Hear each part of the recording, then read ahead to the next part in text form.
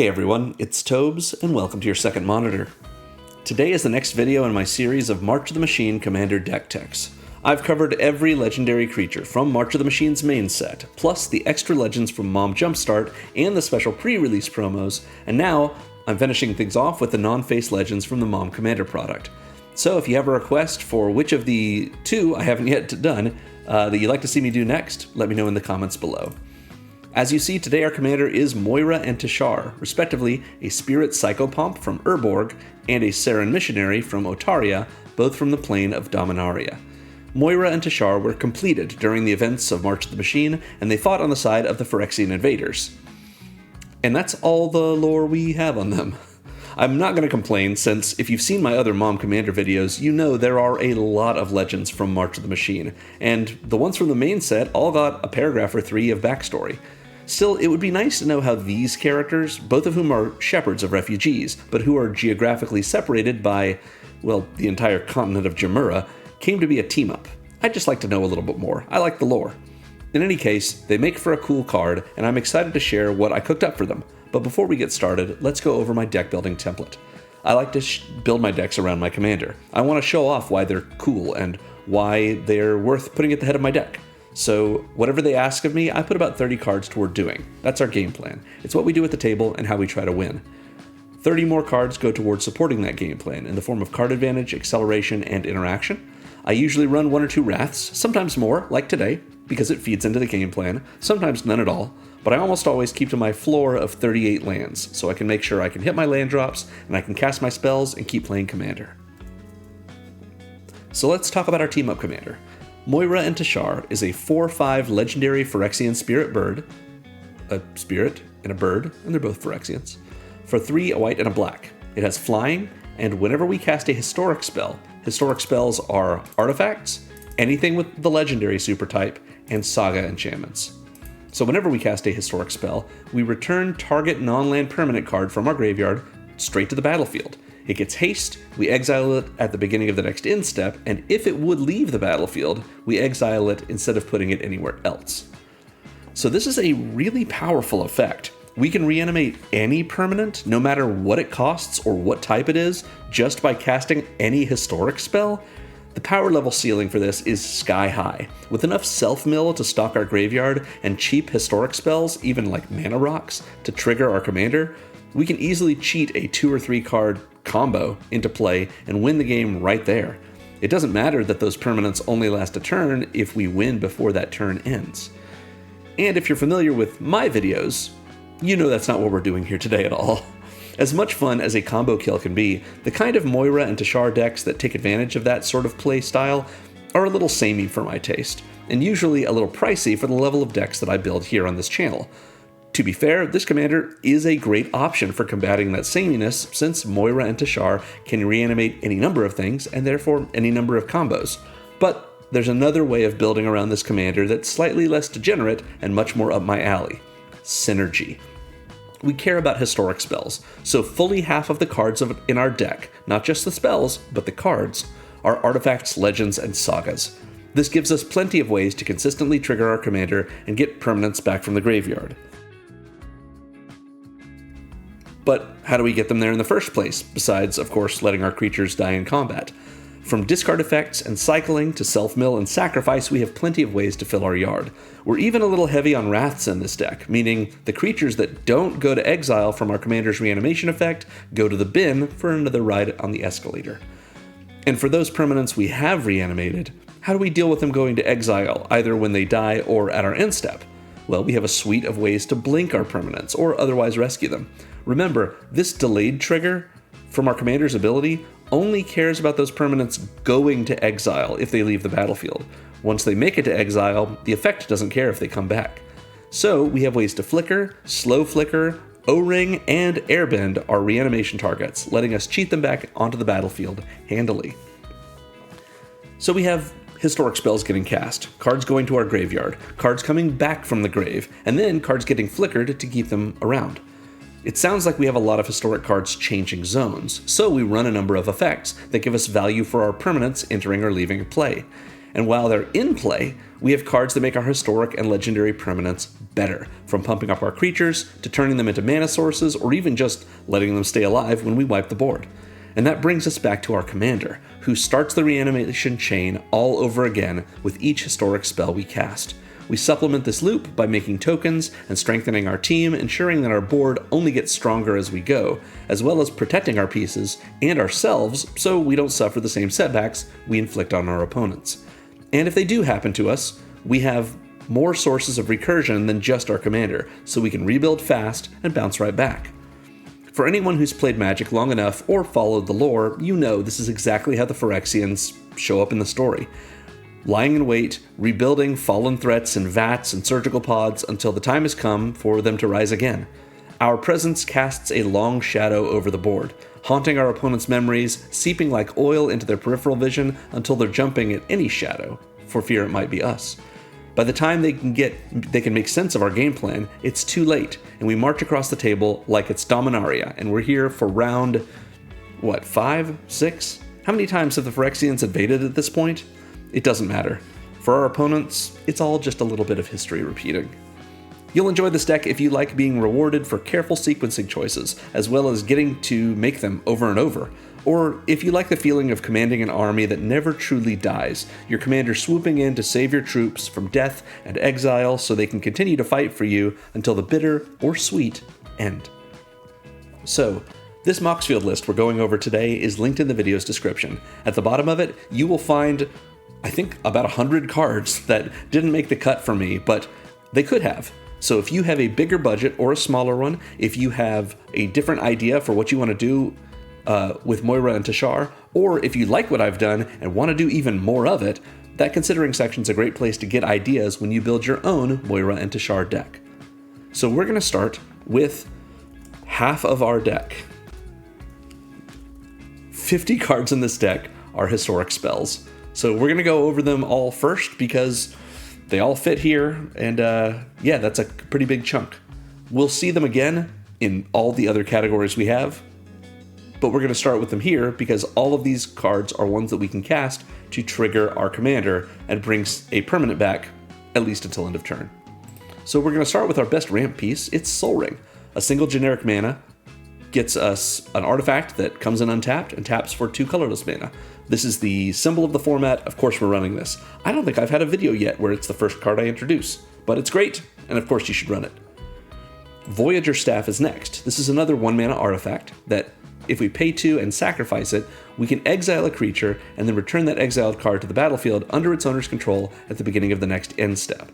So this, some people, including me, call this a slow flicker. Rather than having that creature go to exile and then come back right away, it comes back at the next end step, which is totally fine. It means that we can use this not only to take the creatures that our commander has exiled, or rather has reanimated, and make it so that they will go to exile, but we don't lose them forever since they'll come back at the next end step. We can also use it to protect our creatures, including our commander, by activating this at instant speed, and then that creature is going to go to exile until the next end step. Maybe we know that our opponent is about to cast a board wipe, or maybe they've already put the board wipe on the stack. We activate our Voyager Staff, sacrificing it, and exile one of our creatures, maybe our commander, and it'll come back at the next end step.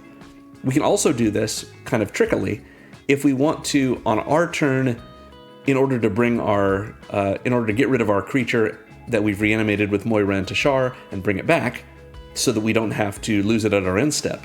But I mentioned that already, but the tricky thing we can do with it is to do it at the end step, when Moira and Teshar's delayed trigger goes on the stack. Rather than exiling it and having it come back right away, it comes back at the beginning of the next end step. But at this point, we're activating it when it's already the end step, which means it won't come back until the end step of our next opponent's turn.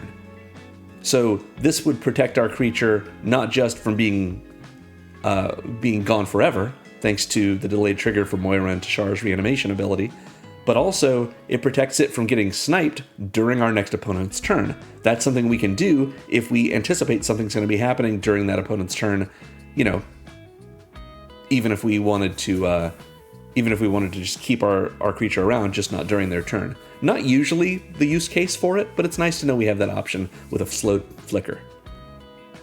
Next up is another 1-mana artifact. It's Wayfarer's Bauble.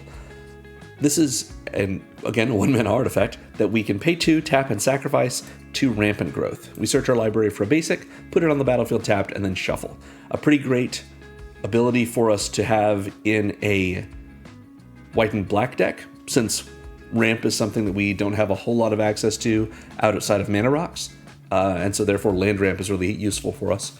But it's also nice because the Wayfarer's Bauble, much like the Voyager Staff, can be reanimated by Moira and Teshar, and then once it's back in play, yes, it'll be gone forever if it leaves the battlefield and goes to the graveyard, or would go to the graveyard, but that's okay, we can get its value out of it again. So we play the Wayfarer's Bauble, sack it, Rampant Growth. When Moira and Teshar is in play, we cast a historic spell, bring back the Wayfarer's Bauble, and then before our end step, we just pay 2, tap, and sack this, and the Bauble will go to exile, but at least we'll get another land out of it. That's pretty good. Next up is one of our other best mana rocks. It's Arcane Signet. 2 generic mana for an artifact that comes in untapped, and taps for 1 mana of any color in our commander's color identity. That means in this deck, it taps for white or it taps for black. It's a 2-mana rock, comes in untapped. Very powerful for us. Collector's Vault is also really good. For 2 generic mana, we get an artifact that if we pay 2 and tap it, it'll let us draw a card, then discard a card, and make a treasure. So this looting effect, we have a couple of ways to do this, I believe, or at least we have this way to do it. I don't call this a draw effect because it doesn't actually give us card advantage, although in this deck it kind of does. Being able to get a card into our graveyard means one more thing that we can get back with Moira and Teshar. Plus we have a card in our hand, and that loot effect always gives us card selection. Plus, it refunds one of the mana we spent on it by giving us a treasure. So this is a good way for us to give ourselves a little bit of slow ramp. It lets us get cards into our graveyard. It puts more cards in our hand. Collector's Vault's very nice. And of course, it's a very inexpensive historic permanent that we can cast and thereby trigger our commander. A less expensive one, even though it's still 2 mana, but it's, I think, the most expensive card in our deck, it just works so great for us, is Flowering of the White Tree from Lord of the Rings. This is double white for a legendary enchantment. So it's not an artifact, but it is legendary. So it's a legendary spell, and that makes it historic. It gives all of our legendary creatures +2/+1 and ward 1, and all our non-legendary creatures +1/+1. So this is just a straight up better glorious anthem. Cheaper, better for our legendary creatures, protects them a little bit with ward, makes them stronger. Yeah, terrific card. Hero's Blade is next, another 2 mana artifact. This is an equipment that equips for 4, and it gives the equipped creature +3/+2. However, we're never going to pay this equip cost, because whenever a legendary creature we control enters, we may attach this equipment to it. So what we want to do is be able to have this in play before our commander comes in, so our commander comes in and becomes huge, just a big huge flyer. And commander damage is not out of the question for this deck as the way we win. In any case, we can put this on any legendary creature, just attacking with, let's say, our commander when it's attached to it, and then playing another legend and having it move to that legend later on, just moving it around, being able to get that value from it without ever having to spend our mana to equip it. Plus, again, 2 mana artifact that triggers our commander when it comes in. Mask of Memory is another one of those 2 mana artifacts and another equipment, but this one equips for only a single generic mana. And it says whenever equipped creature deals combat damage to a player, we may draw 2 cards, and if we do, we discard a card. So this is great. 2 cards in our hand, and we get rid of one of them, meaning we get to put one in the graveyard that we want for our commander. Excellent, that's what we want to do. And I'm running the Phyrexia All Will Be One commander version of it because, Phyrexians. Next we have Millikan. Millikan is 2 generic mana for a 0/1 artifact creature construct that if we tap it and mill a card, we make a colorless mana. So this is a mana dork for us, technically a rock because it's an artifact, but it's a creature, so it's a dork, that lets us make colorless mana, but also mills. So it lets us put more cards in our graveyard, and as you've seen in this section, half of the cards in our graveyard are historic, and we only have 3 non-permanent cards in our deck at all. So lots of ways to get things into our graveyard that we can bring back. Mind Stone is another 2-mana rock, 2 generic for an artifact that taps for colorless. We can also pay 1, tap, and sack it to cash it in for a card. Something we might want to do later on in the game when we have plenty of mana, if we're just desperate for card draw. And then, if we reanimate it with Moira and Teshar, it can come in, we can tap it for mana again, or we can sack it again. It'll go to exile, of course, but we'll at least get to draw a card off of it. Next we have Orzhov's Signet. This is a 2-mana rock that comes in untapped. And if we pay a mana into it and tap it, it makes a white and a black. So we're having to tap 2 different mana sources to activate this. You know, a land, let's say, to pay this mana, and the Signet itself, and we're getting 2 mana out of it. So it is accelerating us, but it does require us to pay mana into it. However, it does fix our mana in the process, so a pretty nice little rock for us. Perpetual Timepiece is next. This is 2 generic mana for an artifact that if we tap it, we just mill 2 cards. Simple as that. We're going to want to run this and activate it basically every turn before we do anything else, just to see what our options are for the cards we've gotten into our graveyard and what we want to bring back with our commander. We can also pay 2 and exile it to shuffle any number of target cards from our graveyard into our library. Not usually going to be as good for us as just having it around to mill, but you never know. Sometimes we want to take advantage of this. Maybe it's late in the game and our opponents have blown up all our land, so we have a lot of land in our graveyard. Who knows? Next up, we have Sarah Jane Smith from the Doctor Who product. A lot of historic support in Doctor Who. 1 and a white for a 2/1 legendary human detective that says whenever we cast a historic spell, we investigate, but only once each turn. Investigate means we make a clue, which is an artifact that has pay 2 and sack it to draw a card.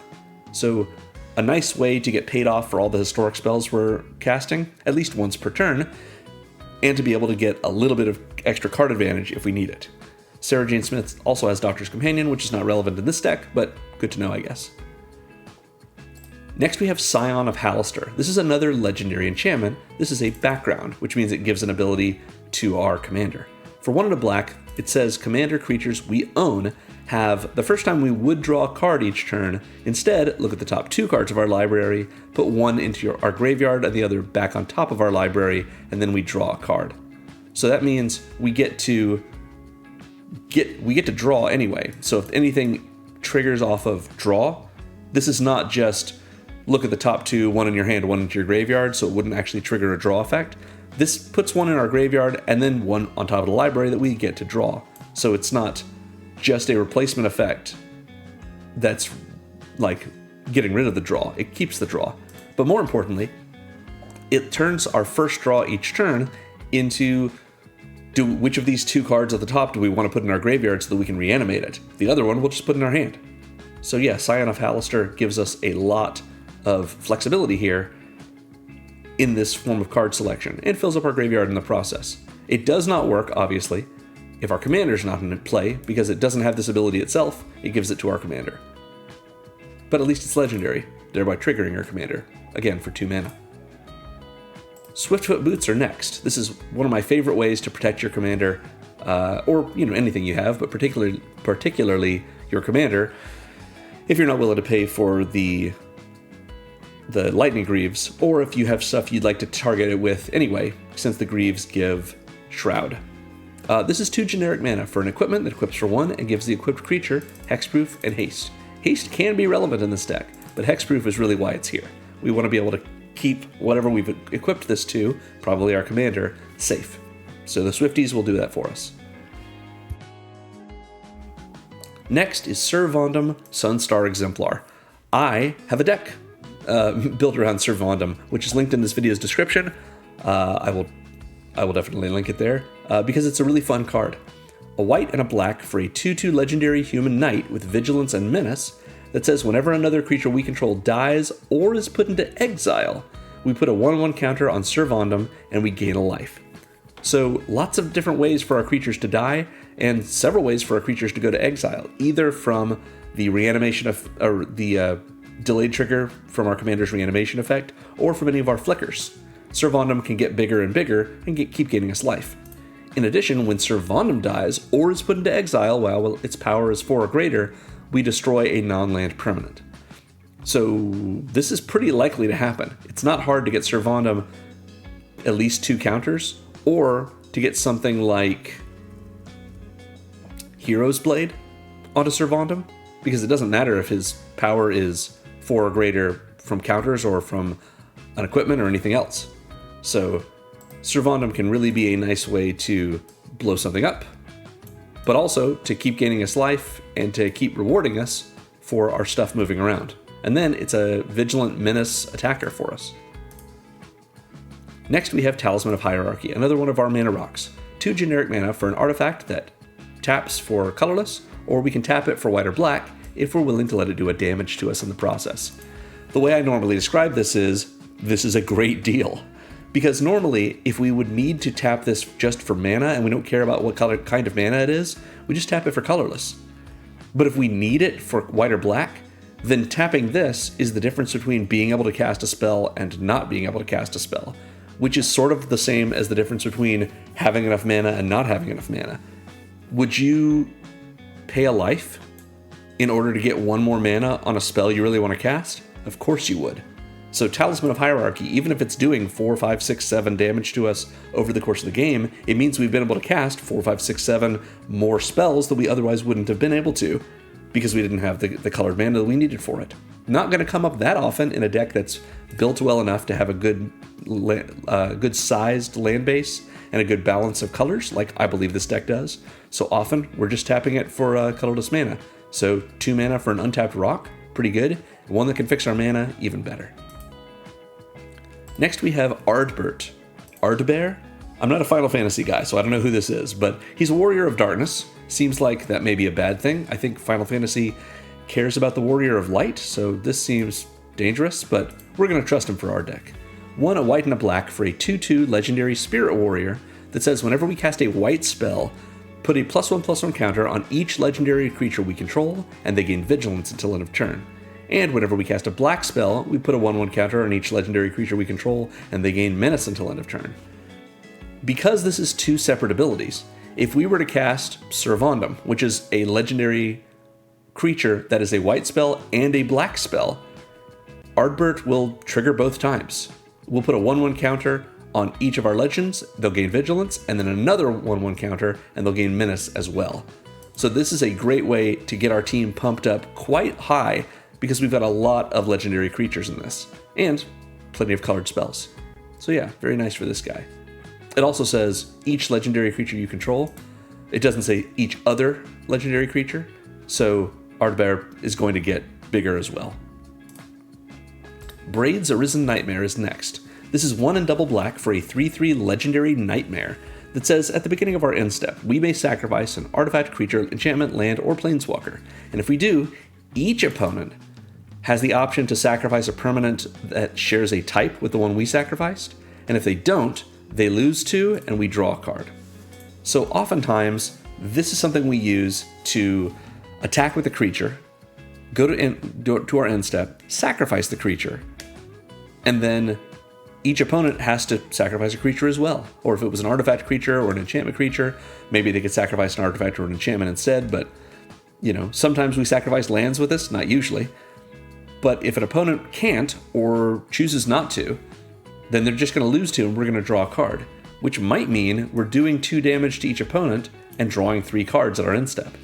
It's also the case that if we have one of our creatures that's reanimated, or one of our permanents, I should say, that's been reanimated with our commander, and we're going to our end step and we don't have a way to save them from being exiled with a delayed trigger from Moira and Teshar's reanimation effect, well, we know they're going to exile anyway, so we might as well stack our end-step triggers so that Braid's beginning of our end-step trigger resolves before the exile it at the beginning of your next end-step trigger from Moira and Teshar. It doesn't matter that they're both going on the stack, and one of them feels like a cost to us. like the Moira and Teshar delayed trigger, we can, since we control both triggers and they're going on the stack at the same time, we can order them however we want. So we put Braid's trigger on top and we let it resolve first. We then sacrifice whatever is going to go to exile anyway with the delayed trigger, and because of the way that trigger works, or that ability works, it's going to go to exile no matter what. But we've still gotten to sacrifice it and thereby qualify for the rest of Braid's ability. Then the other trigger resolves. It can't find that card or that game object because it's already gone to exile, so it doesn't matter.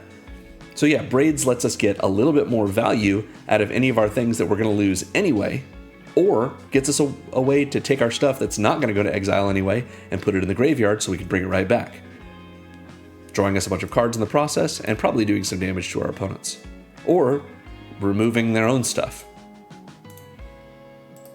Next up is Far Traveler. This is another legendary background. It's 2 and a white for this enchantment that says, commander creatures we own have, at the beginning of your end step, exile up to one target tapped creature you control, then return it to the battlefield under its owner's control. This is one of our repeatable flicker effects, blink effects if you want to call it.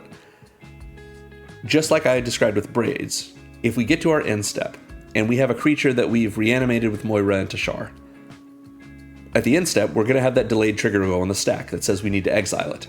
But Far Traveler is going to go on the stack as well, assuming we have its trigger is going to go on the stack if we have our commander in play.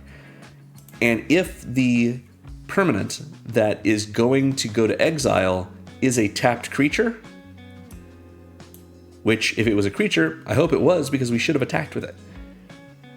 And if it's a tapped creature, we can just flicker it, exile it, and return it to the battlefield under our control, and now it's a new game object. And the delayed trigger that then tries to resolve can't find it to exile it forever. So Far Traveler is a great way for us to rescue our things as long as they are creatures and we have found a way to tap them, usually because we wanted to attack with them anyway. So yeah, there you go. A little bit more restrictive than, Teleportation Circle, which costs 4 and a white, but of course Far Traveler is 2 and a white, and it's 15 cents versus Teleportation Circle, which is like $11 right now. Fortune Loyal Steed is another one of our flicker effects, but it is a legendary beast mount, so it's historic. For 2 and a white, we get a 2/4 legendary beast mount that when it enters, we scry 2, and it has Saddle 1. Saddle is sort of like Crew, except you can only do it at sorcery speed. What it means is we have to tap a creature or creatures that have a total power of 1 or greater, since this is Saddle 1, which usually means only one creature, and that's all we need it to be in this deck. And whenever Fortune attacks while saddled, at the end of combat, exile it and up to one creature that's saddled at this turn, then return those cards to the battlefield under their owner's control. So the play pattern with Fortune here is we play it, of course, trigger our commander, since it's historic, and get something back. Plus we get to scry 2, that's pretty nice. Then when Fortune doesn't have Summoning Sickness, we can play a historic spell, get a permanent back from the graveyard, hopefully a creature with power 1 or greater, and then use that creature. Rather than attacking with it, we can saddle Fortune with it. We then attack with Fortune. Fortune's now saddled, and then at the end of combat, we will exile Fortune and that creature that we reanimated, and they'll come back into play both untapped, which is great because that creature went to exile, and now it's back in play, so we've gotten around the end step trigger. It just won't take our creature away at all. This even works if Fortune dies in combat, because this trigger happens when Fortune attacks, creating a delayed trigger that will bring it and whatever it saddled, or whatever one creature that saddled it, back at the end of combat. So if you're worried about that not working if Fortune dies, don't worry, it's in the rulings.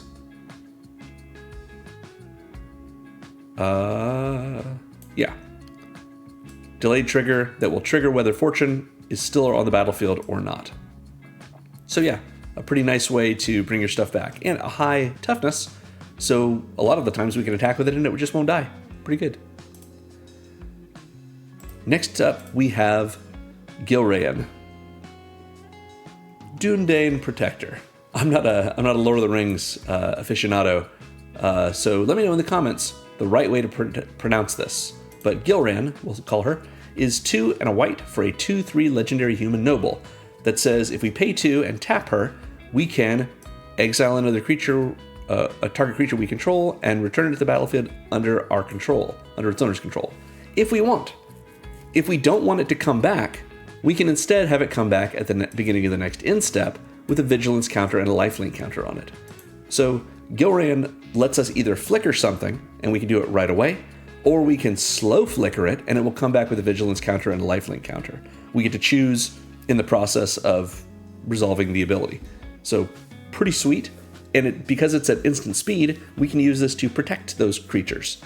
Maybe we do it to our commander when someone targets it with Path to Exile or something. Well, we exile it on our own, and we say, oh, we don't need it for this turn, we'll just let it come back at the end step, and it does, and now it's a flyer with vigilance and lifelink. Pretty great. Next we have Joe Grant. This is from Doctor Who. This is 2 and a white for a 3/2 legendary human soldier that gives each historic card in our hand cycling for 2 and a white, meaning we can pay 2 and a white and discard that card to draw a card. So any of our historic cards in our hand, we can just get them into our graveyard and replace them by drawing a card. I know you're wondering why this card has cycling. It's a mystery. Anyway, whenever we cycle a card, we get to put a 1/1 counter on Joe Grant. And again, she has Doctor's Companion, but not relevant in this deck. So Joe is going to get bigger every time we cycle a card, which is a great way for us to say, yeah, I kind of would like to cast this big creature, but I'd rather just reanimate it and get a card in my hand instead. So I'll just pay 3 to do that. Joe's pretty sweet. Lauren of the Third Path is next, my favorite Reclamation Sage.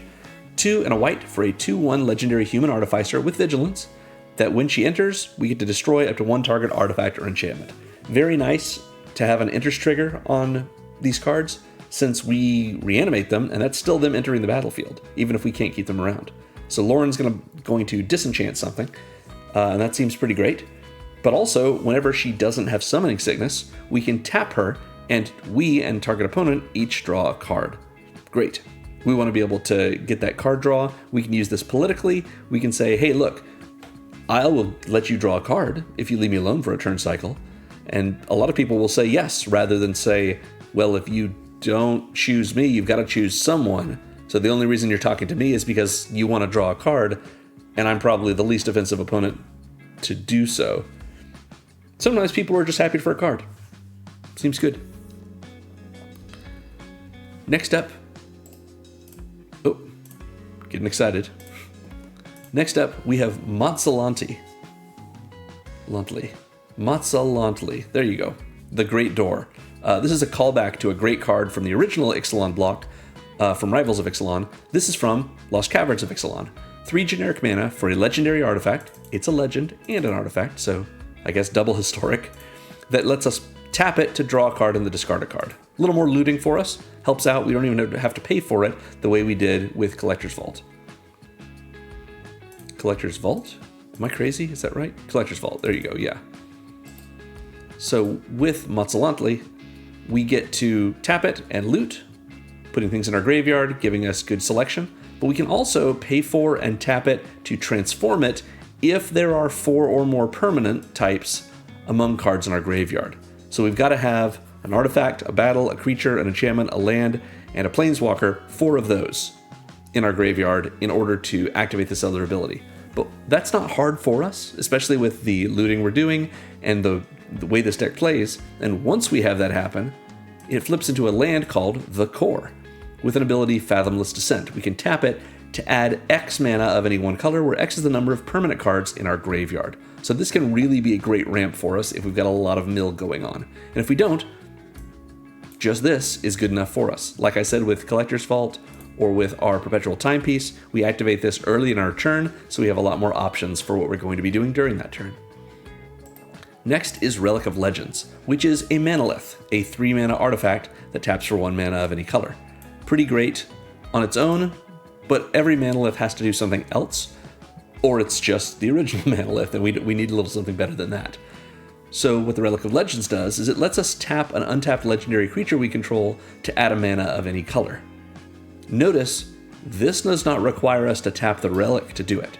This just means that even though we're activating an ability on the relic, it kind of turns every one of our legendary creatures into a mana dork that taps for 1 mana of any color. So we do those in addition to the Relic of Legends. It can be very strong. We might just be tapping our commander to power more things out. Very good. Next is the Restoration of Eiganjo from Kamigawa Neon Dynasty. 2 and a white for enchantment. This is one of our first sagas. This is our first saga we're seeing. So if you haven't seen sagas before, the way they work is this. When it first enters, and at the start of our first main phase, we put a lore counter on it, and we do that chapter's ability. And then normally, with a saga, after the last ability has resolved, we sacrifice it. So it first comes down, we get chapter 1, which is search our library for a basic plains card, reveal it, put it in our hand, and shuffle. So lay of the land for plains, nothing terrible. Chapter 2, which happens at the start of our next turn's first main phase, it gives us the option to discard a card, and when we do, we can return a permanent card rather, with mana value 2 or less from our graveyard to the battlefield tapped. We have a lot of those cards in our deck, a lot of permanents, as we've already seen so far even in this section, that are mana value 2 or less. But it's also the case that maybe we got a basic plains in our hand, we might discard that, and then return that same plains to play, because the mana value of a land is 0. Which means we've gotten a land into play tapped, even though it's tapped, without having to make a land drop. So this can act as ramp. I don't think I've tagged it as such, just because in this deck there's so many better things for us to be doing with this ability, but sometimes you have a lot of land in your hand. So good options for us. In addition, this requires us to discard a card, but it is happening at the start of our first main phase, so we've just drawn our card for turn. Pretty good. And like I said, normally, after our third chapter, the saga gets sacrificed. But with the Restoration of Eiganjo, that chapter is we exile it and return it to the battlefield transformed under our control. So we actually get to keep it as Architect of Restoration.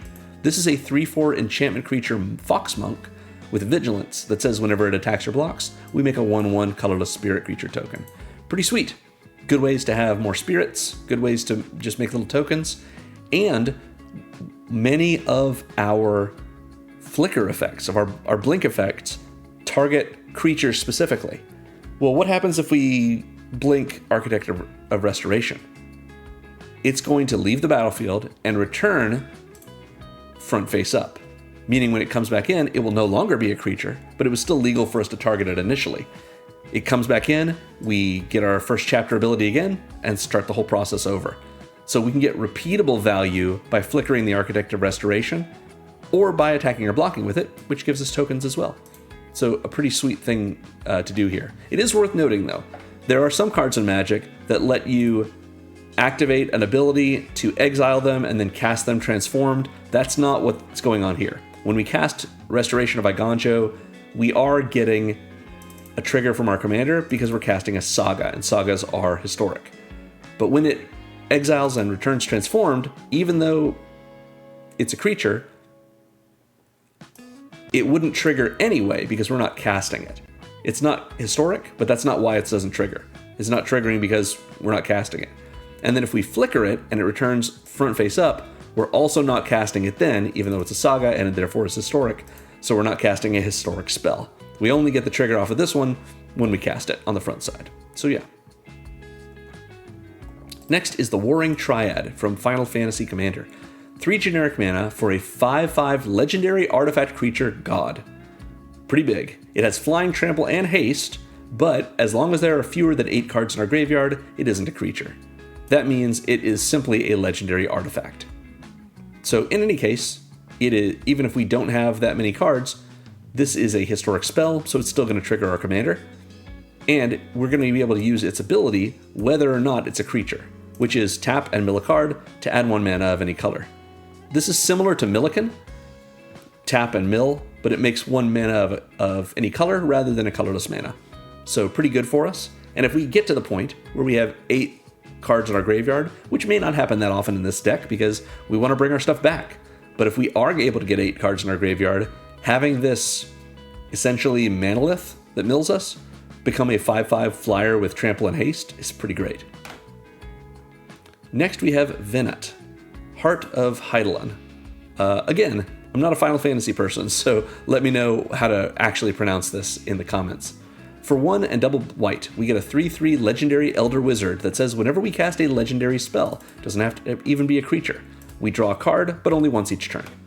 And then Hero's Sundering. We can pay 7 and tap it to exile a non-land permanent and transform it, but only at sorcery speed. When we do, it comes back as a 4/4 legendary god with Indestructible and Blessing of Light. At the beginning of combat on our turn, we put a 1/1 counter on another target creature we control, and until our next turn, it's indestructible. And if that creature was legendary, we draw a card. So rewards us for our legends, makes our creatures bigger and protects itself as a 4/4 indestructible. Looks like it should fly. I don't know the deal with this creature, but does not fly. Also worth recognizing, this is legendary on the back, but transforming it is not casting a legendary spell, so this won't trigger our commander when we transform it to Hydaelyn. Yeah. Next, we have Elesh Norn. I have a deck for Elesh Norn as well. Check the video's description and you will see a link for it. This is the March of the Machine Elesh Norn. It's a 3/5 legendary Phyrexian Praetor for 2 and double white. Elesh Norn has Vigilance, and whenever a source an opponent controls deals damage to us or one of our permanents, that source's controller either loses 2 life or has to pay a colorless mana. So that's, if someone does damage to us 3 times, this is going to trigger 3 times, they're going to lose 6 life or have to pay 3 mana or some combination. Elesh Norn works that way for any of our creatures that do damage or have damage dealt to them, which includes during combat. So this discourages players from blocking, which means it's like evasion. Or it just requires our opponents to pay mana, and if they don't have it, they lose life. So it's almost like our creatures have Afflict in that way. So yeah.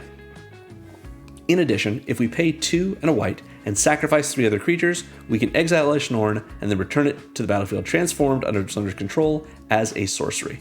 This, I'll just mention right here, lets us put creatures in the graveyard, which means we can reanimate them later. Or if they were already reanimated, yeah, we're not going to get them back if we reanimated them with our commander's ability, but still worth it because we get an Elesh Norn in as a saga called the Argent Etchings. Again, transforming Elesh Norn this way is not casting a spell, even though her backside is historic. So the Argent Etchings, when it first comes in, we get chapter 1 where we incubate 5 times. Incubate 2, that is. And then we transform all incubator tokens we control. Now, what is incubate? Incubate is this. We make this incubator token. It is an artifact, and we put 2 counters on it. Incubate 2 means you make that incubate token and you put 2 +1/+1 counters on it. We do that 5 times, meaning we make 5 of these things, each with 2 counters on them. Now, what does it matter that they have those counters on them? Well, every incubator token has an inherent ability that we can pay 2 generic mana to transform it into a 0/0 Phyrexian artifact creature. Which means Elesh Norn is asking us to make 5 artifact tokens, each of which have 2 +1/+1 counters on them, and then transforms them all, which means they all flip into 0/0s that have 2 counters on them. So it is a little bit of a roundabout thing, but there's a reason for this. Elesh Norn makes us 5 2/2 Phyrexian artifact creatures. So that's pretty good. Getting 10 power onto the battlefield just for flipping her over. It replaces 2 of the creatures that we had to sacrifice to do that, plus replacing her, and then adding 1 more. Seems good. Chapter 2, at the beginning of our next turn's first main phase, all of our creatures get +1/+1 and double strike until end of turn. So a big Anthem effect. Double strike isn't nothing. all those incubators, if we still have them, they're now 3/3s with double strike. That could be 30 damage right there. And then our last chapter ability is destroy all other permanents except for artifacts, lands, and Phyrexians. Exile the saga and return it to the battlefield front face up. Destroy all permanents. So that's except for artifacts, lands, and Phyrexians. Every enchantment that isn't one of those other things goes away. Every battle, every planeswalker, all gone. But not our little friends, because they are artifacts and Phyrexians. And not our commander, because our commander is a spirit, bird, and a Phyrexian. So this is going to kill a bunch of our stuff, but that's fine. Our stuff can come back thanks to our commander's ability. And we get to exile this and bring it back as Elesh Norn again. Won't trigger our commander because we're not casting the spell, but we still have a 3/5 vigilance that's protecting us in a big way. And she gets to hang around. Plus, if we want, next turn, we've probably still got those little incubators that we transformed, which are creatures, so we can sacrifice them to do this all over again. Pretty good. Next up, the Golden Argosy from Dominaria United. 4 generic mana for a legendary artifact vehicle that crews for 1. We talked about Saddle a minute ago. Crew is, again, similar to Saddle. It requires us to tap any number of creatures we control with power, a total power of 1 or more, and this will become an artifact creature until end of turn. Notably, you could crew things at instant speed, as opposed to Saddle, which has to happen at sorcery speed. So the Argosy is a 3/6 artifact creature when it's crewed, which means it's something that, if you haven't played with vehicles before, you can do on an opponent's turn. Maybe they attack you, and all you have is a 2/2. You tap it to crew your Argosy, and now you have a 3/6 blocker. That's pretty good. But the reason it's in our deck is because whenever the Argosy attacks, we exile each creature that crewed it this turn, and then return them to the battlefield tapped under their owner's control at the beginning of the next end step. So, as opposed to Fortune, which can only flicker one thing that saddled it, and also it flickers itself. The Argosy doesn't flicker itself, but it can flicker, slow flicker that is, each creature that crewed it. So if we reanimate several creatures with our commander, we can then have all of them crew the Argosy, attack with the Argosy. Doesn't matter if the Argosy dies in the process, those creatures will come back tapped. It is tapped, but still come back at the beginning of our next end step. Pretty good. Next, we have Joyra's Familiar from Dominaria 2018. 4 generic mana for a 2/2 artifact creature bird with flying that makes all of our historic spells cost 1 generic less to cast. That is almost all of our historic spells. Some of them this won't work on because they cost only colored mana, and so of course we can't reduce the generic mana cost by 1. But this does make our Soul Ring free. It's worth thinking about. So yeah, the bird is great. I don't typically run effects that discount spells unless whatever the spells that it would discount, I have at least 40 of in my deck. As you're seeing in this section, we have 50, including Joyra's Familiar. So there's 49 other cards besides the Familiar that could get discounted by this, most of which are getting discounted by it because they have colorless mana or generic mana in their cost. So yeah, love the bird. Next up, we have One Ring to Rule Them All, from Lord of the Rings, of course. 2 and double black for a saga that starts with The Ring Tempts You. Then each player mills cards equal to your ring bearer's power. What in the world does this mean? Well, here's the ring. The ring is an emblem. When the ring tempts you, you get an emblem named the ring. If you don't have one, it's this emblem. Then your emblem gains its next ability, and we choose a creature we control to become or remain our ring bearer. If we have a creature, we have to choose it. Or if we have multiple creatures, we have to choose one of them to be our ring bearer. That's just how the ring works. And whenever the ring tempts us for the first time, it gains the first ability, which is our ring bearer is legendary and can't be blocked by creatures with greater power. Normally, the legendary part isn't that relevant, but in this deck, it sure will be, for things that care about our legends. In addition, being unable to be blocked by creatures with greater power can really save us.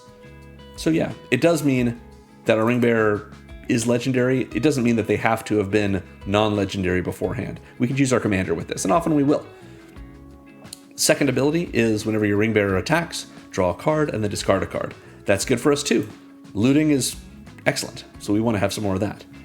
If we get to our third level with this, which again, it levels up every time the ring tempts us, then our ring bearer becoming blocked by a creature causes that creature's controller to sacrifice that blocker at the end of combat, assuming the creature survived combat.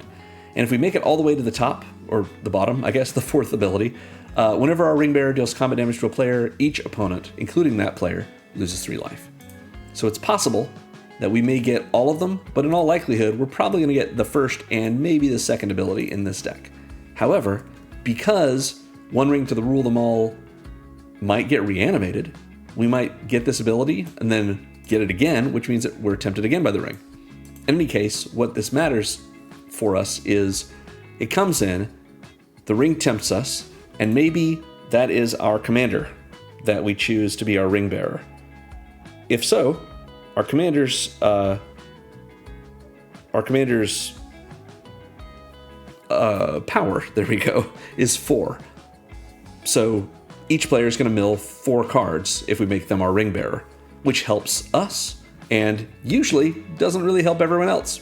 Get something out of their way, off the top of their library that they may not have, or they may not have access to through reanimation or something like that. And if we can be clever about this, maybe they've set themselves up with a great draw next turn and now it's in the graveyard. But in any case, all we really care about is that this is putting some cards in our graveyard. Then, on our next turn's first main phase, we destroy all non-legendary creatures. That's good on its own. Just a nice board wipe for us for 4 mana. We had to wait a turn for it, but pretty good. And then, the next turn, each opponent loses 1 life for each creature card in that player's graveyard. So this is going to empower that. It only affects our opponents, and pretty good. This is the first saga we've seen that doesn't flip as its third ability resolves, so this will go to the graveyard after this ability is done resolving, which means we can reanimate it and do this again. Now, if we can't somehow flicker it, then that's all we're going to get. We won't be able to Wrath again with it, because it will have gone to exile at the end of that turn. But there are some ways for us to flicker enchantments in this deck, so maybe we'll get to. Next we have Ratadrabek of Urborg. This is, I put 1 card in this deck for each of the 2 people in our team-up commander. Ratadrabek is Moira's sort of, not rival, they don't like each other. Moira wants to get spirits, or wanted before she was Phyrexianized, to rescue spirits from being caught in the Urborg swamp. Ratadrabek is a lich who wants to enslave them. So she's about freedom, or was before she became completed. Ratadrabek, more about slavery. So, yeah. But now she's a bad guy. Or was, maybe is defeated now. Not clear from the lore. In any case, here's Ratadrabek. 2, a white, and a black for a 3/3 legendary zombie wizard with vigilance and ward 2. So a 3/3 vigilance ward 2 for 4 seems okay. Gives all other zombies we control vigilance. Okay. We aren't running any other zombies besides Ratadrabek. However, whenever another legendary creature we control dies, we make a token that's a copy of that creature, except it's not legendary and is a 2/2 black zombie in addition to its other colors and types. So Ratadrabek lets us double dip when our legends die, kind of protecting our legends, or at least giving us access to them for longer. Because if even our commander, if Moira and Teshar dies with Ratadrabek in play, we're going to make a 2/2 black zombie version of Moira and Teshar, which will be still white and black. It won't be a 4/5 flyer, but it will still be a Phyrexian bird spirit, just also a zombie. So a 2/2 flyer with the same ability as our commander. If we then recast our commander, that's fine, because the copy is not legendary. So we get to have both in play, and we get their abilities twice if we want to. This is great for all of our legends, and since these are zombies, they get vigilance. Nice. Solemn Simulacrum is next. This is the sad robot. 4 generic mana for a 2/2 artifact creature golem. When it enters, we Rampant Growth. We search our library for a basic, put it on the battlefield tapped, and then shuffle. Just sweet ramp for us. And when it dies, we can draw a card. So the Sad Robot is in here just to be a nice historic spell we can cast to activate our commander. It Rampant Growths us in the process. We don't mind attacking or blocking with it. When it dies, we draw ourselves a card. Then we reanimate it next time we cast a historic spell, and it's our best bet, or our best hit. It comes back in. We draw another card. We don't draw another card. We Rampant Growth again, and it's probably not going to die because it'll either be exiled from combat or at the end step. However, if somehow we're able to contrive a way to flicker this, it will come back, we will Rampant Growth yet again, and then it can die again. Then it can die, that is. And we can draw a card, reanimate it again, Rampant Growth again, and so forth. Lots of value from the Sad Robot. So I mentioned Radadrabek was here for Moira. Teshar, original Teshar, is here for Teshar. 3 and a white for a 2/2 legendary bird cleric with flying that says whenever we cast a historic spell, we return target creature card with mana value 3 or less from our graveyard to the battlefield. So historic spells, just letting us straight up reanimate things. Very, very strong here. Yeah, Teshar is a great card to just build a deck around in general. But free reanimation for so many of our creatures. Those creatures don't even have to be legendary or historic themselves. Just really strong ability. Next we have Traxos, Scourge of Krug from Dominaria 2018. 4 generic mana for a 7/7 trampling legendary artifact creature construct. But Traxos enters tapped and doesn't untap during our untap step. But whenever we cast a historic spell, we untap Traxos.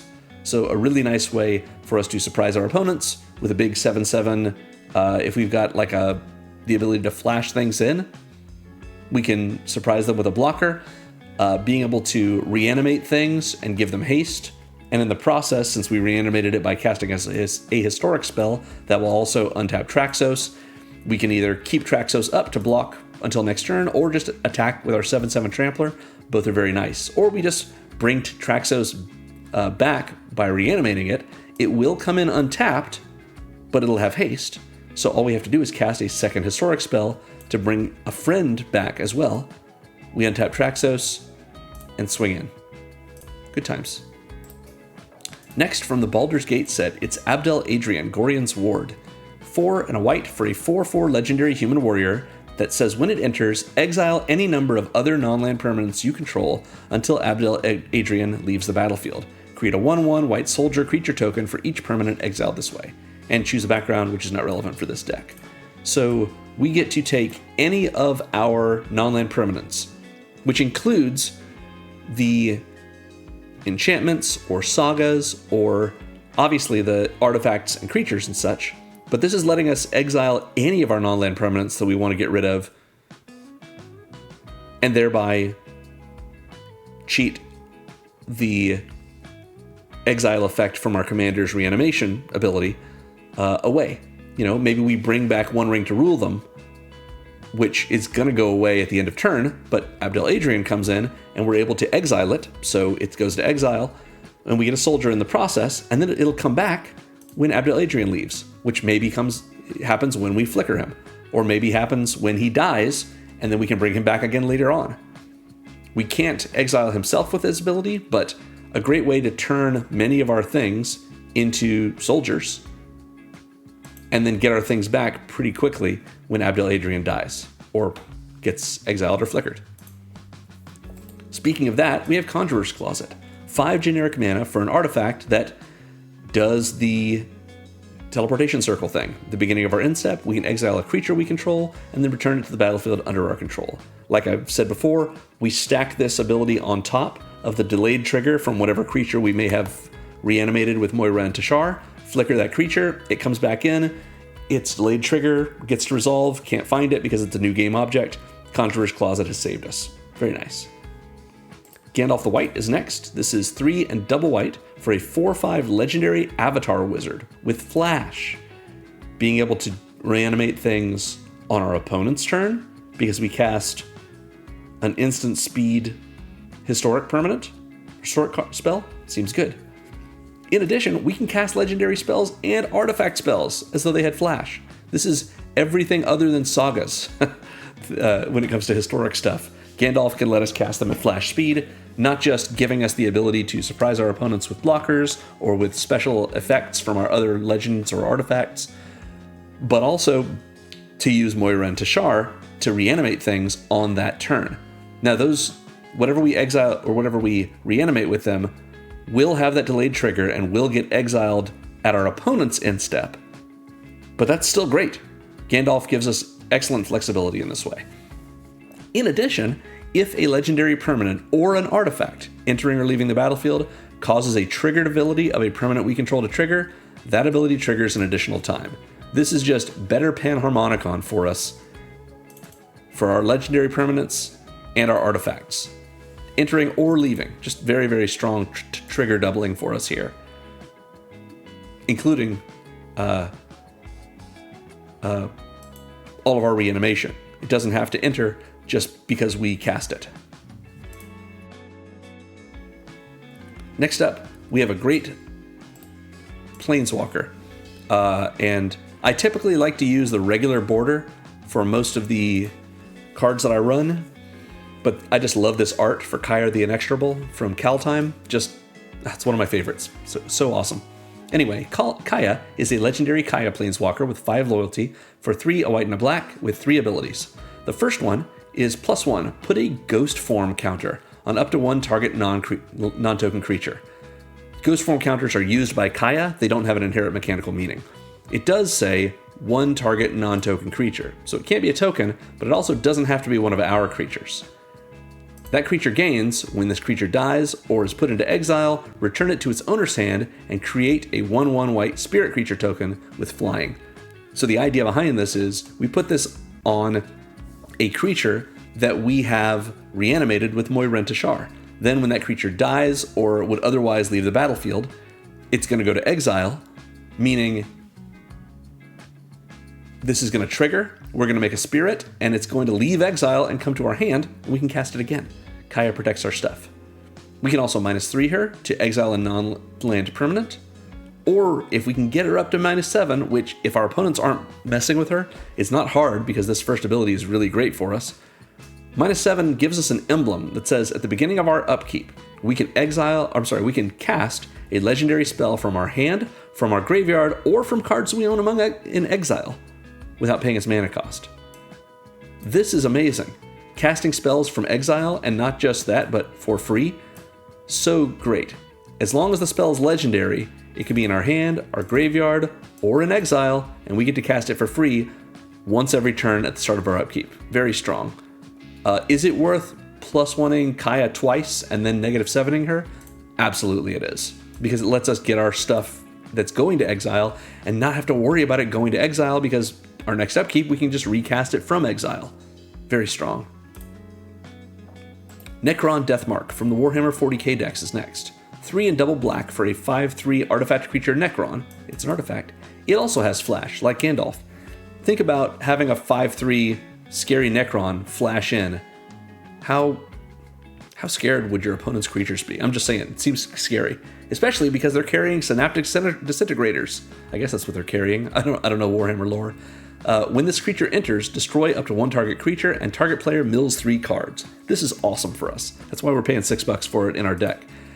It's a 5/3 flash that activates our commander's ability, or triggers our commander's ability, thereby reanimating something else, hopefully, blows up a creature, and mills someone for 3. We are going to choose ourselves most of the time for this, because it lets us have more access to things in our graveyard. So it mills us, it kills something else, it can trigger our commander at flash speed, which doesn't have to be on an opponent's turn, it could be during combat. Who knows what we need to do? Maybe we make a bunch of attacks, we flash in the Deathmark after blocks to ensure that, if our commander got double blocked, let's say, we can just destroy one of the creatures that was blocking it, and now it's a good block rather than a bad one for us. And then we reanimate this, do all this again. Very nice. Sir Conrad the Grim is next from Throne of Eldraine. 3 and double black for a 5/4 legendary human knight that has this ability. This ability says, Sir Conrad deals 1 damage to each opponent when one of 3 things happens. This is the easiest way to explain this. Sir Conrad deals A damage to each opponent whenever another creature dies. Any creature other than Sir Conrad leaves the battlefield and goes to the graveyard, Sir Conrad deals damage. Sir Conrad also deals that damage when a creature card is put into a graveyard from anywhere other than the battlefield. Doesn't matter if it's milled, if it's discarded, as long as it didn't leave the battlefield to go to the graveyard, it went to the graveyard from somewhere other than the battlefield, Sir Conrad will deal damage to each opponent. Now this applies to every creature, and so does this to every creature card. Not just our own. The last condition is a creature card leaves our graveyard. So this is only creatures leaving our graveyard. But if that happens, Sir Conrad deals the damage to each opponent. Basically, if any creature goes to the graveyard from anywhere other than Sir Conrad himself, or if a creature leaves our graveyard, Sir Conrad deals the damage to each opponent. Just the easiest way to explain that ability.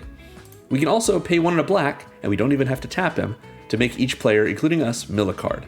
So we get to put a card in our graveyard, and anyone who gets a card in their graveyard that happens to be a creature card will cause Sir Conrad to deal 1 damage to each opponent for each of those creatures that got to the graveyard.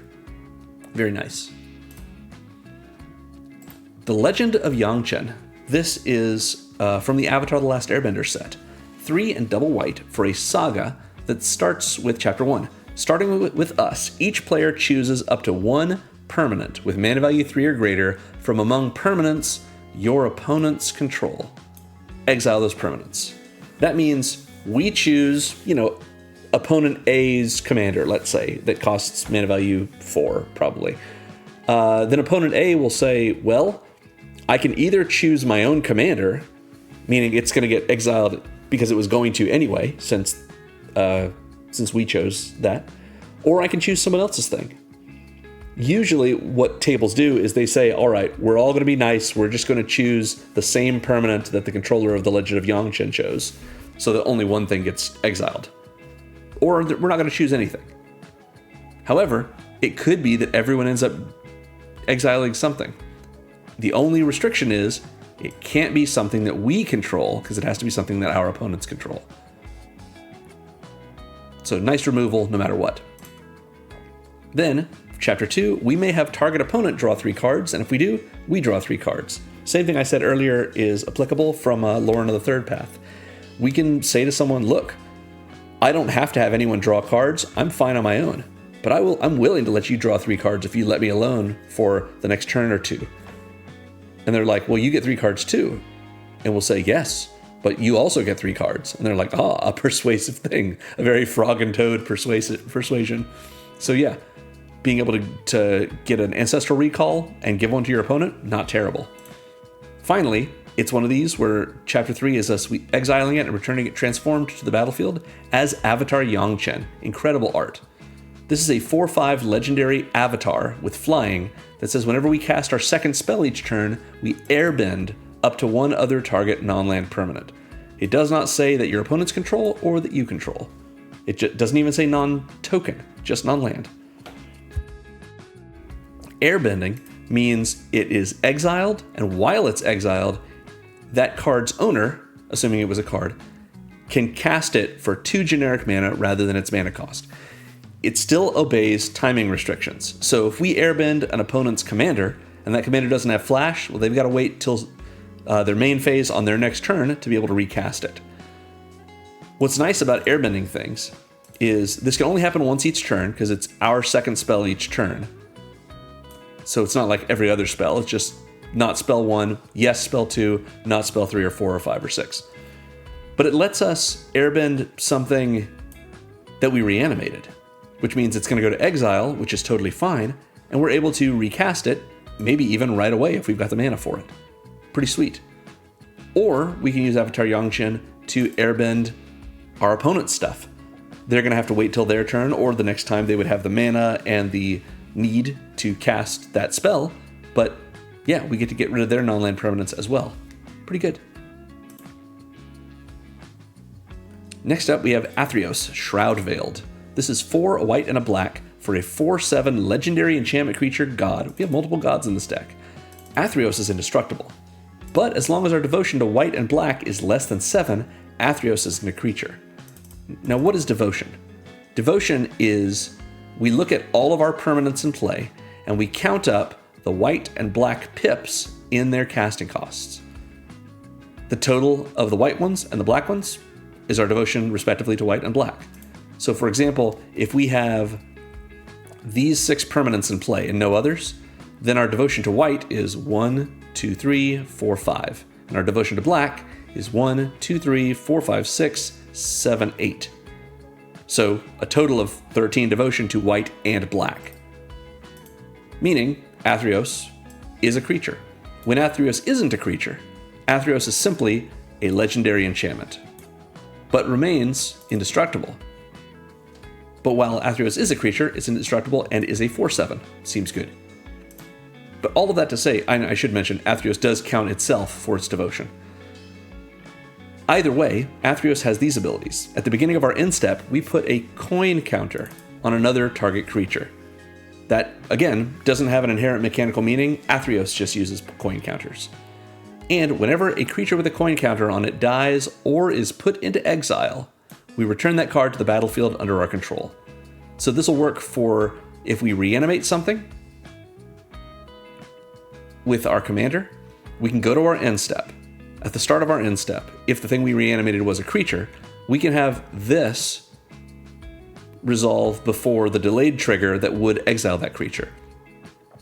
We let it resolve, we put a coin counter on that creature, then we let the delayed trigger exile it. And whenever a creature with a coin counter on it dies or is put into exile, we return it to the battlefield under our control. So it will even enter again and trigger anything that would trigger off of entering. So Athreos is a great way for us to protect our things in the long term, but also in the short term this way. It's also possible that we can steal opponents' creatures this way. It doesn't say another target creature you control, and it says return to the battlefield under your control, not its owner's control. So yeah, Athreos is very strong for us in this way. And with enough things on the battlefield, a 4/7 indestructible god. Pretty good. Next we have a battle. Battles are a weird permanent that they introduced with March of the Machine. I will explain. This is a siege. The way this works is when we cast it, it enters and we choose an opponent who will protect it. That means they can defend it and we and everyone else besides that player can attack it. We attack it the same way we would a Planeswalker. It has 4 defense counters on it that if we do combat damage to it, it loses those defense counters the same way a Planeswalker who's been attacked can lose loyalty counters. And then once the battle is defeated by having those counters reduced to 0, we exile this permanent and we can cast it transformed. That happens at instant speed as part of the resolution of this ability. When it's transformed, it will be Marchesa, Resolute Monarch. But let's take a look at the front side first. It first comes in, when it enters, we can choose to either destroy all legendary creatures, destroy all non-legendary creatures, or both. So this is another board wipe for us. 6 mana board wipe that we can just have come in, blow up everything in play, half of everything in play, part of everything in play, whichever way we want to go with this. What's especially nice about this is, if we choose all non-legendary creatures, Moira and Teshar doesn't die. Moira and Teshar has a power of 4, which is the number of defense counters on this. So if we've chosen an opponent who will protect Invasion of Fiora, who doesn't have any legendary flyers, and then we choose to blow up all non-legendary creatures, well then we can attack Invasion of Fiora right away with our commander and defeat it. Meaning it will flip, or not flip, it'll go to exile, and we can cast it transformed. When we cast it, we are casting it.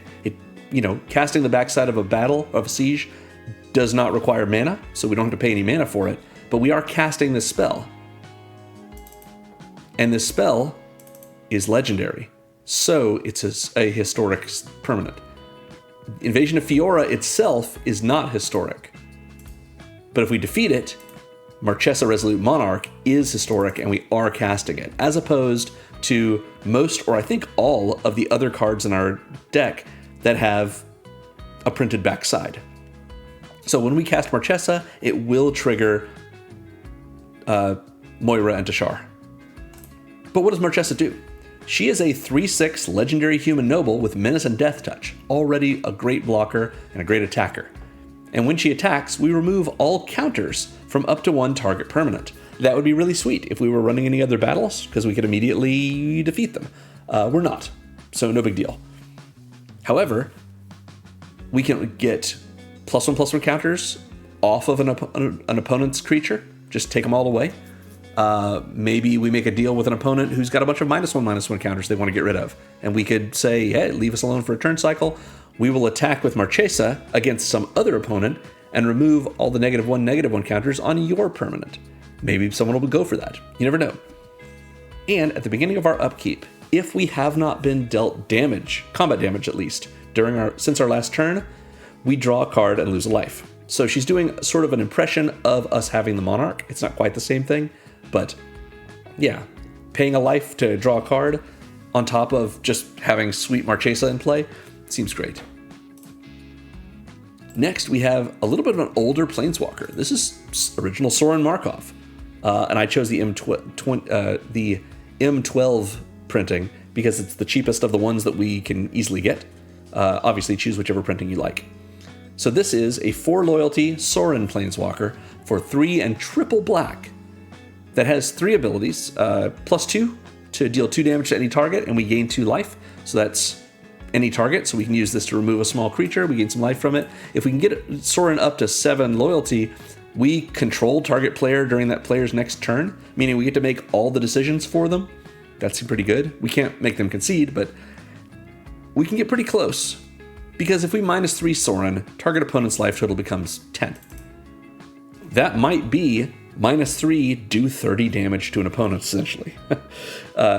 Sorin's -3 ability is why Sorin is in this deck. Because it's not hard for us to reanimate Sorin, -3 Sorin, swing in with our creatures, and just do 10 damage when our commander's doing 4 of it anyway. That's pretty close to just killing someone. If we cast Sorin, we do this to one opponent, Sorin dies, we reanimate Sorin, do it to another opponent. If we have a way to flicker Sorin, we can do it to our last opponent too. If it's possible for us to control an opponent's turn, that seems good, but I don't think we really need that too much, especially when we can do this right when Sorin comes down, and if Sorin doesn't die, we can plus Sorin the next turn, putting it back at 3 to do 2 more damage. 2 hits from our commander and 2 damage kills someone at 10 life. And now Sorin's at 3, and if we can keep protecting him, we can -3 him again to another player. This is an expensive card, but very powerful for what we can do. Next, we have another 6-mana Planeswalker. It's the Eternal Wanderer. We've got a 5 loyalty Planeswalker with no subtype, because no one knows the Wanderer's name, for 4 and double white. No more than 1 creature can attack the Eternal Wanderer each combat. So that protects the Eternal Wanderer a little bit. Someone could attack with a big creature, but we can certainly block that creature. But they can't attack with more than 1 creature in each combat. So if we +1 her, we exile up to 1 target artifact or creature. So we can do our artifacts with this too. And then return that card to the battlefield under its owner's control at the beginning of that player's next end step. So interesting, it's not exactly a slow flicker. It is for us if we're hitting our own stuff with it, which is the reason it's in the deck. We want to be able to repeatedly flicker our things that we've reanimated with Moira and Teshar. But if we hit an artifact or creature that an opponent controls, it doesn't come back during the next end step. It comes back at the beginning of that player's next end step. So no matter what, they don't have it until the end of their next turn. Pretty strong. We can also 0 the Eternal Wanderer to create a 2/2 white samurai creature token with double strike, 2/2 double strike for free-ish, pretty good. Or we can -4 her. And for each player, we choose a creature that player controls, and each player sacrifices all creatures they can control, not chosen this way. So that does include us. But if we sacrifice everything but our commander, that means that we now have a graveyard full of stuff to reanimate. And when they reanimate, they have haste. And all of our opponents have at most 1 creature to block. Might be pretty good. Next, we have Angel of the Runes. This is 5 and double white for a 5/7 artifact creature angel. It's an artifact, so it's historic, and it flies. When it enters, we exile up to 2 target artifacts and or enchantments. So it's double disenchant, but better since they're exiled. So that's pretty sweet for us to cast and for us to reanimate, and then we've got a hasty 5/7 flyer if it's reanimated. We can also plane cycle it for 2 generic mana, meaning while it's in our hand, we pay 2 and discard it to search our library for a planes, reveal it, put it in our hand, and shuffle. That's great. Being able to find just a planes card is sweet. It's even more sweet that it does not say a basic planes card. So in the deck in its current formulation, I did not put any dual-typed lands in, but if you had one, if you wanted to put a Godless Shrine in this, for example, Godless Shrine is a plains, it's just not a basic plains, but Angel of the Ruins doesn't cycle for only a basic plains, it can find any plains.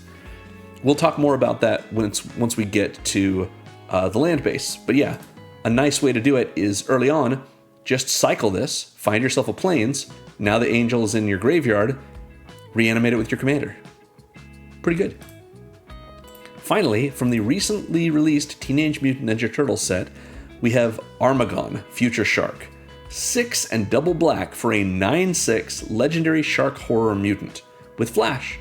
You could flash this in on an opponent's turn, and when you do, destroy up to 3 creatures. That's crazy. Just an 8 mana spell that blows up 3 creatures and leaves behind a 9/6 and has flash, which of course, being that it's legendary, triggers our commander on an opponent's turn, letting us reanimate something.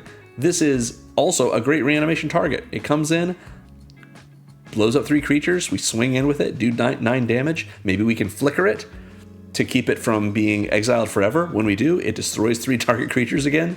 Wow. Lots going on with this big shark mutant. It is a horror, to be honest. And that covers our historic section.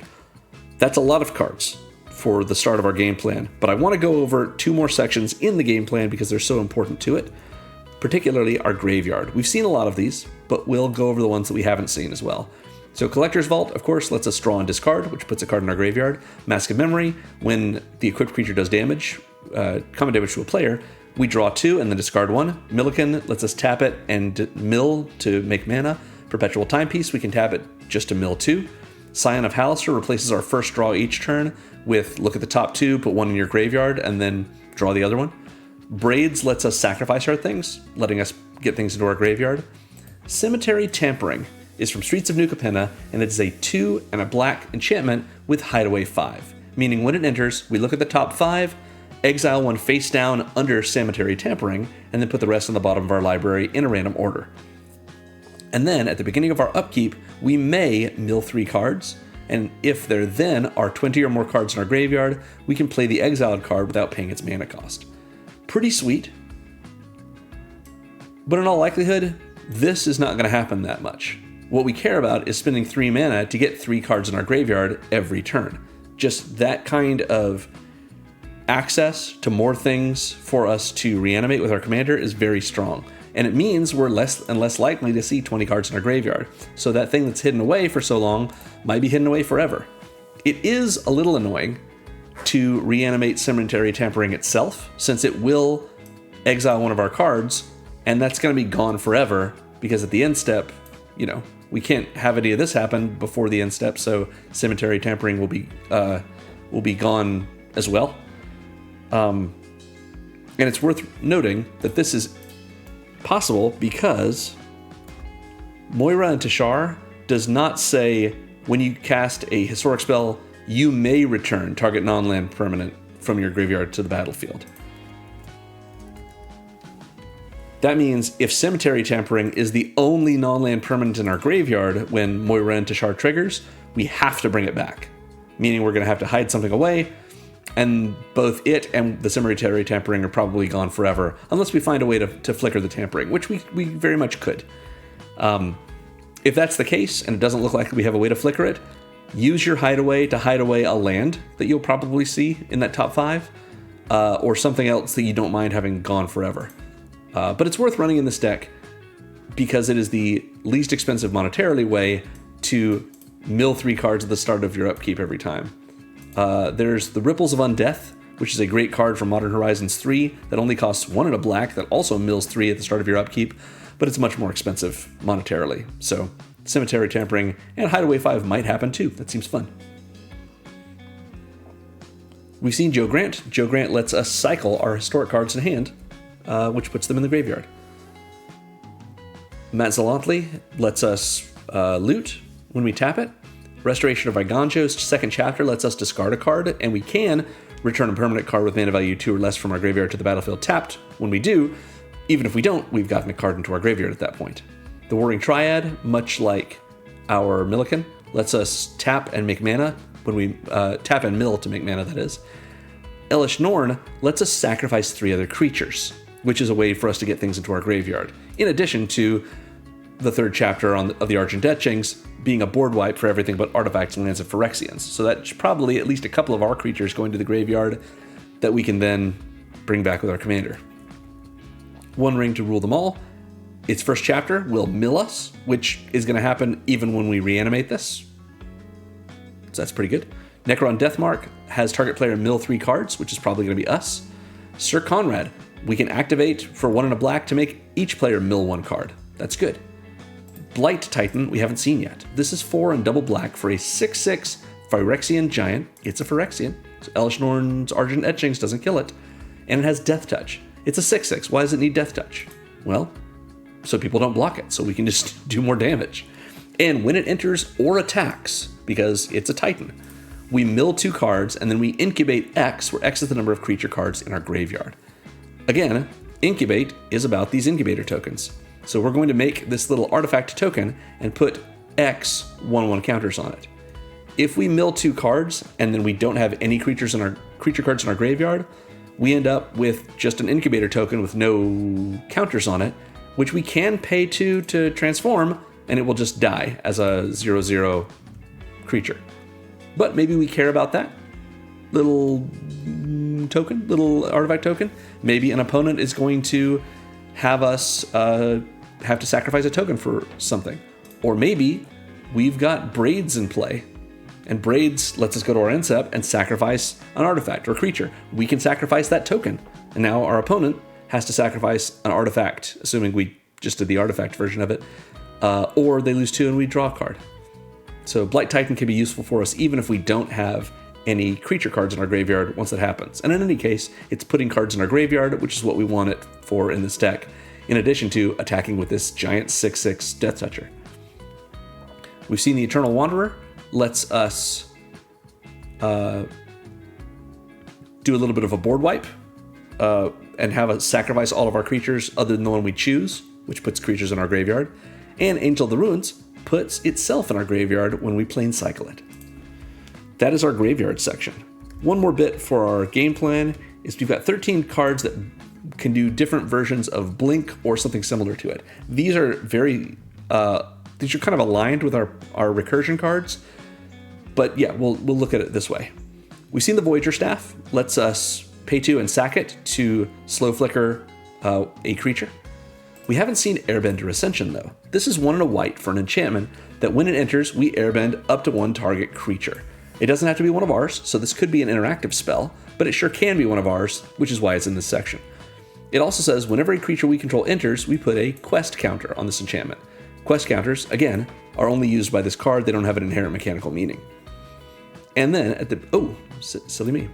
Then at the beginning of our end step, if this enchantment has 4 more quest counters on it, we exile up to 1 target creature we control, then return it to the battlefield under its owner's control. So we get to build our own Conjurer's Closet with this.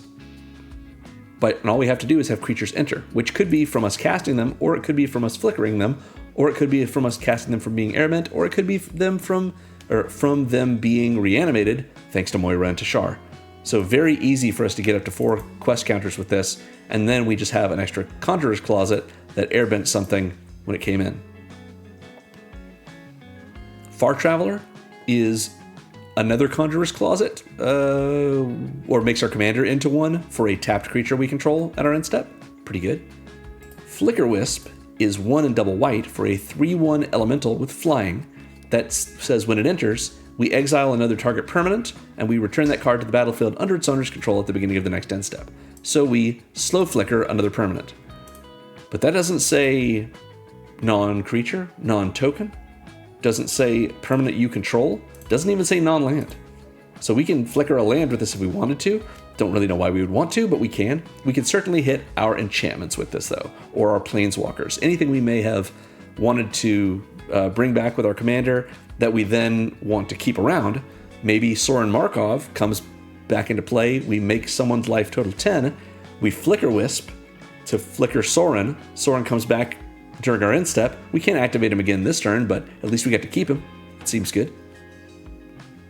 Fortune, when we attack with it while it's saddled, we get to exile it and one of the creatures that saddled it at the end of combat. Gilran lets us flicker or slow flicker a creature we control. Touch the Spirit Realm is 2 and a white for an enchantment that when it enters, we exile up to 1 target artifact or creature until this enchantment leaves the battlefield. So usually this is going to look like an Oblivion Ring or a Banishing Light. It's a way to remove something, get it out of play, and just hope that our opponent either doesn't have interaction for this enchantment, or if they do, they're wasting that interaction on this enchantment rather than one of our better ones, just to get their permanent back. However, we can also channel Touch the Spirit Realm for 1 and a white, meaning we discard it from our hand in order to exile an artifact or creature and then return it to the battlefield under its owner's control at the beginning of the next end step. So in Touch the Spirit Realm is 2 and a white for an enchantment that exiles something, or it's 1 and a white to slow flicker something, and it can hit artifacts in addition to creatures. Very nice. Good flexibility there. We've seen the Golden Argosy, much like Fortune. When it attacks, we exile all of the creatures that crewed it, and then bring them back to the battlefield tapped under their owner's control at the beginning of the next end step. Semester's End is next. This is originally from Strixhaven. 3 and a white for an instant that says exile any number of target creatures and or planeswalkers you control. So we can't hit our artifacts that aren't creatures or our enchantments with this, but we can hit our planeswalkers. Then at the beginning of the next end step, return each of them to the battlefield under its owner's control, and each of them enters with a 1/1 counter if it's a creature or an extra loyalty counter if it's a planeswalker. Pretty nice. Great way to pump up our stuff, to protect our stuff. Since this happens at instant speed, we can do this on an opponent's turn. We can do this at our end step if we wanted to just skip our opponent's turn. And we can certainly do this to cheat our stuff out of having to be exiled forever thanks to Moira and Teshar's reanimation effect. We've seen Abdel Adrian, Gorian's Ward, which essentially exiles any of our permanents, non-land permanents under it, and gives us soldiers in place of them until Abdel Adrian itself goes away. We've seen the Conjurer's Closet, gives us a flicker at our end step each turn for one of our creatures. The Legend of Yangchen lets us, when it's Avatar Yangchen, lets us airbend something when we cast our second spell each turn. And the Eternal Wanderer doesn't only hit our stuff, our artifacts or creatures, but if they do hit one of our artifacts or creatures, it's a slow flicker for us. Pretty nice.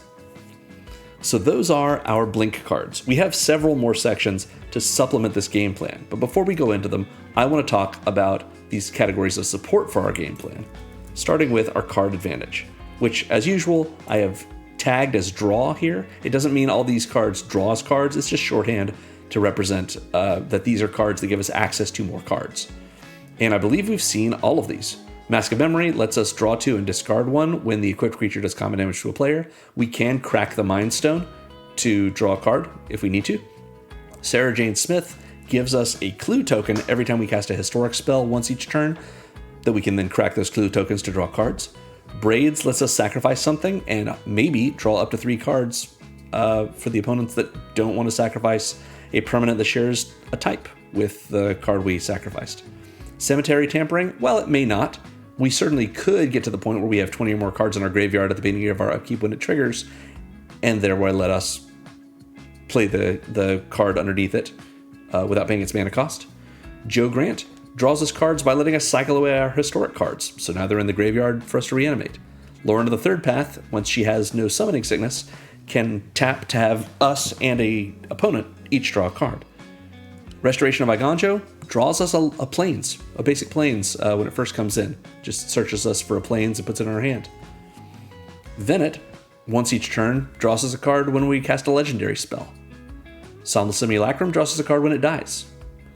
Kaya the Inexorable lets us do her...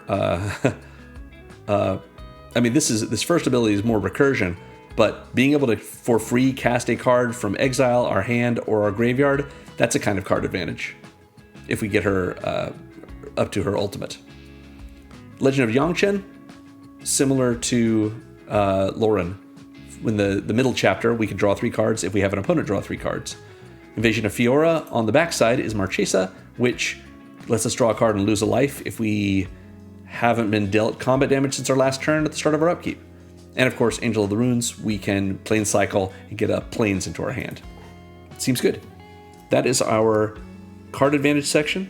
Now we have acceleration, which again I just tagged as ramp. So Soul Ring, we've seen, it's one of our many mana rocks, and it's our best one. Wayfarer's Bauble, we can find a basic land and rampant growth into it with it. Arcane Signet, 2 mana rock, makes our colors. Collector's Vault, it doesn't give us great card advantage, but it does give us a treasure. Millikan, taps for mana and lets us mill a card. Mind Stone, Orzhov Signet, and Talisman of Hierarchy are all 2 mana rocks. Matzalantli, on its front face, does not ramp us, but on its back face is a land that can tap for quite a lot of mana. Relic of Legends isn't just a manalith that makes mana for us. It also turns our legendary creatures into a source of mana for us. The Warring Triad is like Millikan. It can tap and mill us to make mana, and Solemn Simulacrum enters and rampant growths us. So that is our acceleration section. Next is interaction, which again I've just shorthanded as removal. Path to Exile and Swords to Plowshares are almost the same card. They have one difference, but they are both 1 mana, they're both instants, and they both exile a target creature, and they both give that creature's controller a kickback. Swords to Plowshares gives that creature's controller life equal to the creature's power, and Path to Exile lets that creature's controller rampant growth. So both of these are very strong effects. Both of them are excellent unconditional removal for a creature. You should run both in a white deck. Airbender Ascension comes in, and it airbends 1 target creature. We might use it on one of our creatures, but we might use it on an opponent. Servandum is not hard to get to power 4 or greater, and when Servandum dies or goes to exile while his power is 4 or greater, we destroy a non-land permanent. Braids lets us sacrifice something, and if our opponents don't want to lose life and have us draw cards, they have to sacrifice something too. Lauren lets us disenchant something when she comes in. Touch the Spirit Realm lets us exile an artifact or creature until it leaves the battlefield, assuming we don't just channel it. Venet, if we pay 7 and tap and transform it, we get to exile a non-land permanent. Kaya, we can -3 to exile a non-land permanent. Necron Deathmark enters, and we get to destroy a creature. Legend of Yangchen lets us exile a permanent of mana value 3 or greater that we get to choose, and maybe some more, once our opponents choose them. In addition, we can airbend things once it's Avatar Yangchen, and we cast our 2nd spell each turn. Soren Markov, like I mentioned, we can just +2 to do 2 damage to any target, and we gain 2 life, so that might hit a creature. We might be using it for that, probably more for this, but yeah. Angel of the Runes comes in, and we get to exile up to 2 artifacts and/or enchantments, and Armagon is going to destroy 3 creatures when it enters. Those are our interaction spells. We are running 4 different Wraths in this deck, and we've seen all of them. Elish Norn on the backside destroys all other permanents other than artifacts, lands, and Phyrexians. One Ring to Rule Them All destroys all non-legendary creatures. Invasion of Fiora can destroy all legends, non-legends, or both, creatures at least. And the Eternal Wanderer can have us choose a creature that each player controls and forces each player, including us, to sacrifice all the other creatures that we didn't choose. That's our Wraths.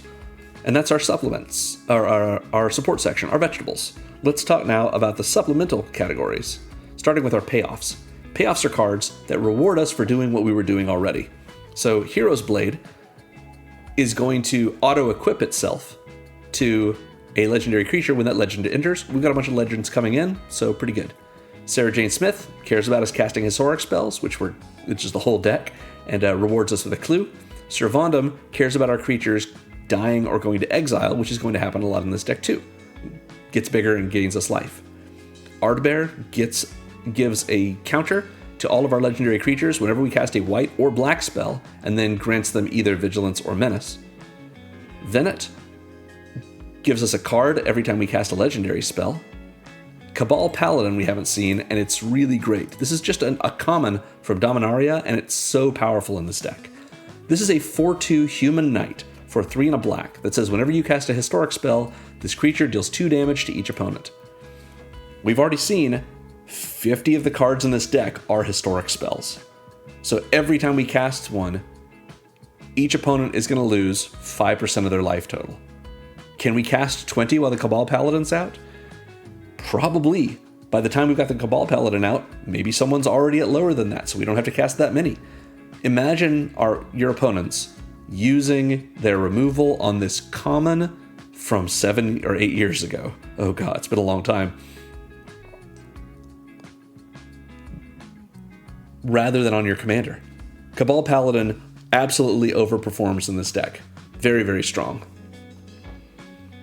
Ratadrabik gives us a payoff when our legendary creatures die. They're going to be doing that. Teshar gives us a payoff whenever we cast a historic spell, we get to bring something back. Traxos, the payoff is just untapping Traxos. But Traxos is a 7/7 trampler, so that's pretty good. Gandalf pays us off by doubling our triggers, thanks to our legends and our artifacts entering or leaving.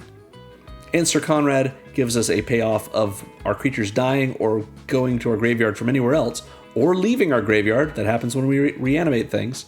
And Sir Conrad's going to do 1 damage to each opponent. Very nice. It's amazing how much damage Sir Conrad does over the course of a game, and also amazing that in this deck, Cabal Paladin might end up doing more. It's crazy. So those are our payoffs. Similarly, we have these synergy cards. These are cards that care about the things that we're doing, but don't always necessarily reward us for them. For example, Flowering of the White Tree doesn't reward us for having legendary creatures, but it does care about them because it gives them ward and a bigger bump than all of our other creatures are getting from it. Joe Grant gives our historic cards cycling, thereby making them able to make her bigger, but also making them able to go directly to our graveyard without having to have cycling on their own. Pretty good. Little supplement. You see how synergy is different from payoff. Relic of Legends, we can use it to tap our legendary creatures to make mana. Venet pays us off when we cast legendary spells, but Hydaelyn synergizes by letting us draw a card when we use its beginning of combat trigger to make one of our legends indestructible. Get a card from that as well. A little bit of a difference. Maybe if you were tagging this, would you tag it differently from me? Let me know in the comments. Joyrus Familiar gives us a discount on all of our historic spells. 1 ring to rule them all. Lets us destroy all of these non-legendary creatures. It's relevant. Gandalf the White pays us off by doubling triggers, but synergizes by giving our legendary spells and artifacts flash. Kaya, similar deal, lets us cast things from exile, which is something we're going to be putting things into exile with anyway. And Evasion of Fiora, just like 1 ring to rule them, ring to rule them all, lets us destroy things that are legendary or non-legendary, which is helpful for our game plan, for the way that we're doing things. So that is our synergy section. Let's talk about the other ways to be recursive beyond just what our commander can do. Kaya's Ghost Form is an aura for a single black that enchants a creature or planeswalker we control. We can put this on a planeswalker, like Sorin or like the Eternal Wanderer. And when the enchanted permanent dies or is put into exile, return it to the battlefield under our control. Worst case scenario, we reanimate a creature or planeswalker with our commander, and we get to have it come back in as soon as it goes to exile or dies at the end of that turn, or by the end of that turn. So Kaya's Ghost Form can really protect our commander. It can be 1 mana that we're spending to recur something that we've just brought back to the battlefield with our commander. It can protect any of our other things. Very, very powerful for just 1 mana. Restoration of Iganjo can recur a permanent of mana value 2 or less when we discard a card in its second chapter. Teshar, every time we cast a historic spell, we get a creature, mana value 3 or less, back from our graveyard to the battlefield. Kaya can recur things because the creatures with ghost form counters on them, when they die, they go back to our hand, or when they go to exile, they go back to our hand. Plus, we get a spirit in the process. Athreos lets us bring creatures with coin counters on them back to the battlefield under our control when those creatures die or go to exile. And we haven't seen the Sun Titan yet, but it's a big boy. 4 and double white for a 6/6 giant with vigilance that says whenever it enters or attacks, we can return a target permanent with mana value 3 or less from our graveyard to the battlefield. So another Titan-based trigger and mana value 3 or less from the graveyard to the battlefield. That's what Teshar does. But Teshar doesn't need it to be a creature and doesn't need us to cast a historic spell. We just need to attack or have the Sun Titan enter. So great ways to recur things with the Sun Titan as well. And then it's a 6/6 vigilance, which still beats face at a commander table. That is our recursion section. We have a few ways to make tokens, all of which we've seen.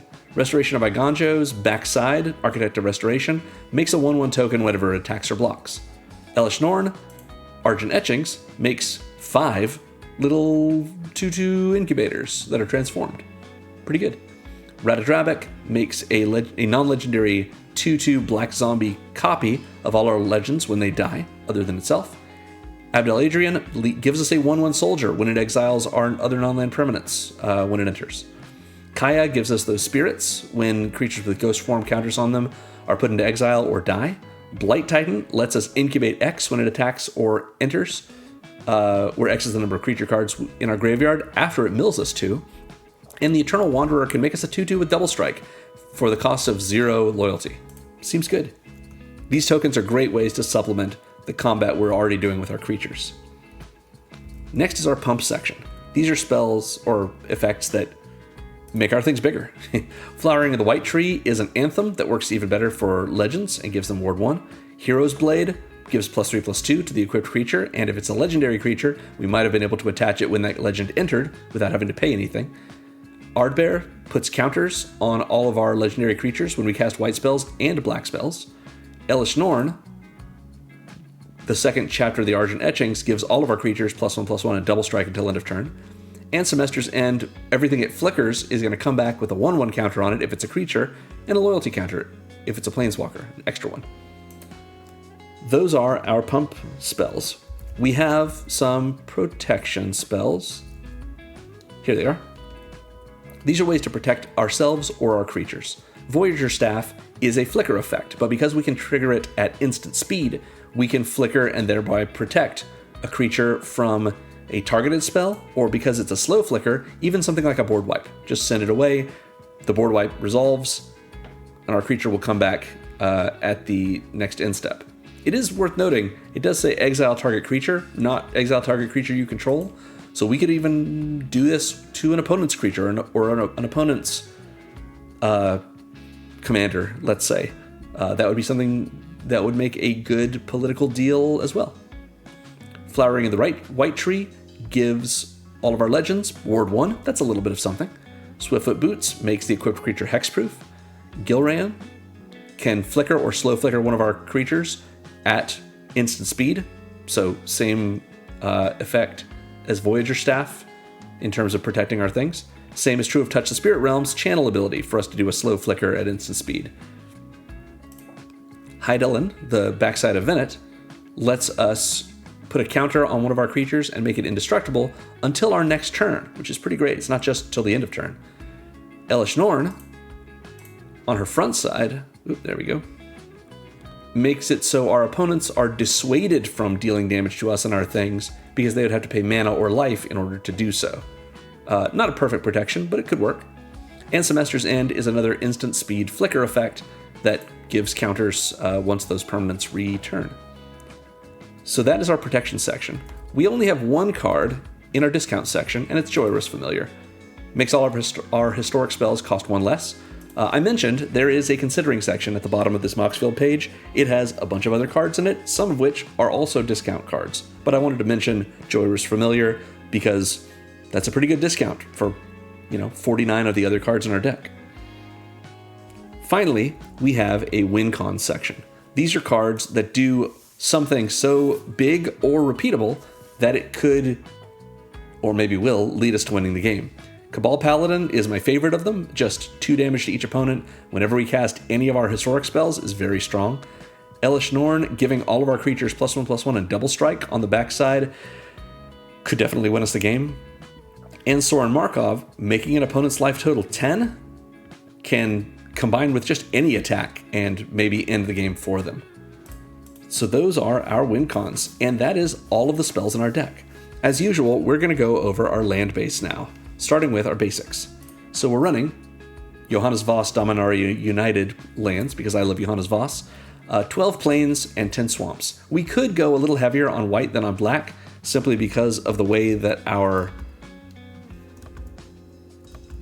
color mix has turned out. But I want to make sure that we always have black mana available to us early on in order to cast our cheaper black spells. So this mix actually works out totally fine for us. However, I will mention this. Secrets of Strixhaven has yet to drop at the time of this recording. When it does, we are going to get a new Bicycle land and a new Tango land in Orzhov colors. That's the theory, at least. So when that happens, I recommend you put both of those in this deck, because Bicycle and Tango lands are great for the budget of decks that I build and the power level as well. I recommend you cut a single plains and a single swamp to accommodate both of those, because since they are typed duals, you're not actually losing out on the number of plains and swamps in your deck, you're actually increasing them. So yeah, not increasing the total, but you'll end up cutting a plains and you'll get 2 cards that are both plains, so you'll end up with a total of 13 plains cards. Yeah, you get it. We're running Isolated Chapel. This is a check land. It enters tapped unless we control a plains or a swamp, and it taps for white or black. Pretty great for us. We've got 22 of our cards in our deck are plains and swamps, so it's pretty likely for this to come in untapped.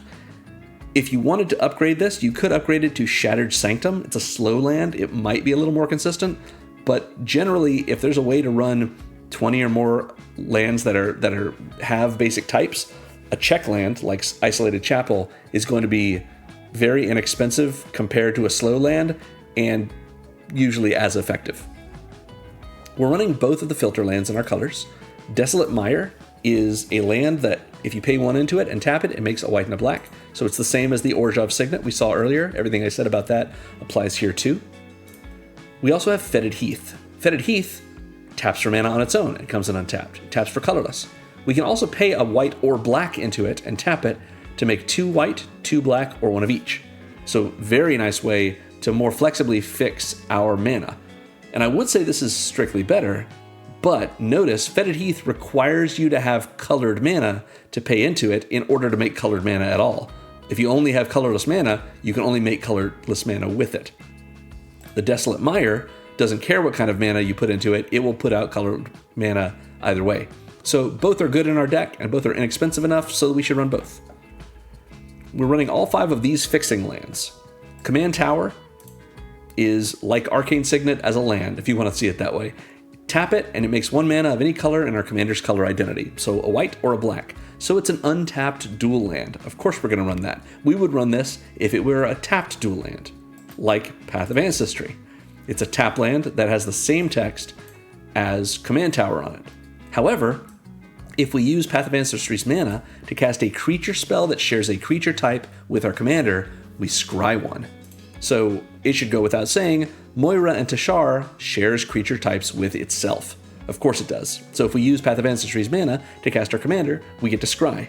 There are also 2 other birds in this deck, 2 other Phyrexians in this deck, and 1 other spirit in this deck that we can cast at least. So yeah, there are multiple other cards we might be able to use Path of Ancestry to scry with, but at the very least, it's a tapped dual land, and that seems pretty good. Tainted Field is next.